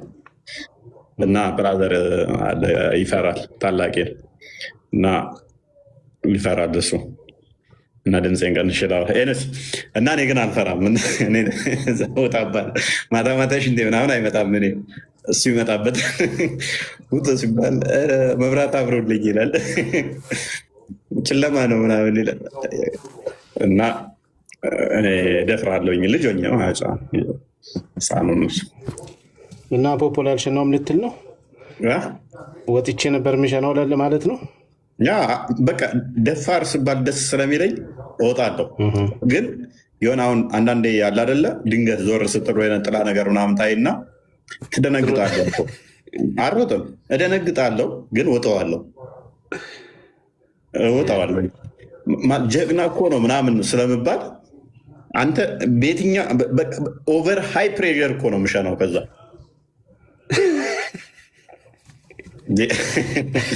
በሀይ ፕሬሸር ልክ እንዴት ነው ትልልቅ ጠንካራ ብረቶች የሚቆረጡት በውሃ አይደለ? ቀላል ነገር ቢያገኝ ፕሬሸሩ ይቀደዋል። በመስኮት ሸንተህ አታውቅም እንዴ? መስኮትማ ተማሪ ሆነን ነዋ። በመስኮት ሽንት ቤት መሄድ አልወድም ነበረ። ተማሪ ሆነን ጠይተን ሁሉ ነበር ተደብቀን ሽንት ቤት ላለመሄድ እኮ ነው። የዴቭ ታሪክ ልጅነት ነው። ሽንት ቤት ላለመሄድ ብለህ እንደምንም ብለህ ሁሉም ሰው እንደዛ አድርጎ ነው ያደገው። የተማሪ ሽንት ቤት ያስጠላል። እውነት ለመናገር የተማሪ ሽንት ቤት ስለሚያስጠላ ያለ አማራጭ ምንድነው? እንደምንም ብለህ ተደብቀህ የሆነ ቦታ ላይ ትሸናለህ። እንትን ውስጥ ሽንት ቤት በጣም ነው የምጠላው፣ የትምህርት ቤት ሽንት ቤት።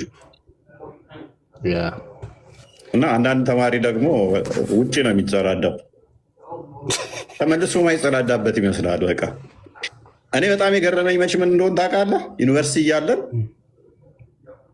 በቃ በጣም ከምትታዘበው ነገር እንደዚህ የሚል አለ። እንደዚህ ቁጭ ስትል ወደ ቀኝ ዞር በል ይላል። ዞር ስትል ትንሽ ወደ ዞር ይላል። ዞር ስትል በቀስት እያደረገ እኮ ነው። መሀል ላይ ዞር በል ይላል። ዞር ትላለህ።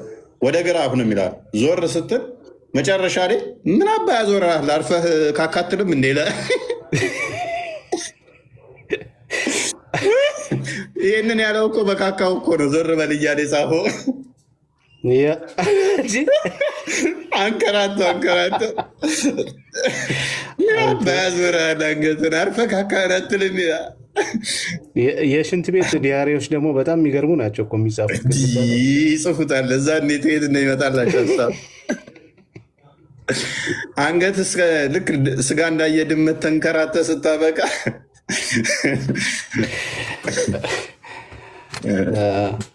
የተጨነቁ ትንሽ ዘና ይበሉ ብለን ነው። ለማንኛውም እኔ በቃ ልወርድ ነው። ቀጥሉ፣ እፎይ ቀጥሉ ከፈለጋችሁ። መልካም አዳር ይሆንላችሁ። መልካም ቀን ይሆንላችሁ። አቶ ቃል ምን ይመስሎታል እርሶስ? አንተማ የሽንት ቤት ዳሪ ጻፊ ነህ መሰለኝ። አንተ ራስህ ወጣ አንተ ዛሬ እንዴት ነው ተምራችኋል? ነጃሺ ተቀበረ አይደለ? አሁን ታሪክ ለማምታታት ይፍረገረጋሉ፣ ታያላችሁ። እና እንደዛ ነው።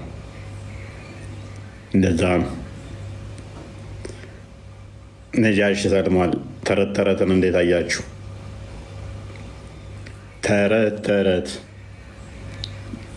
ተረታቸው ተቀበረቻ እና እንደዛ ነው። ደህና አደሩ። ቻው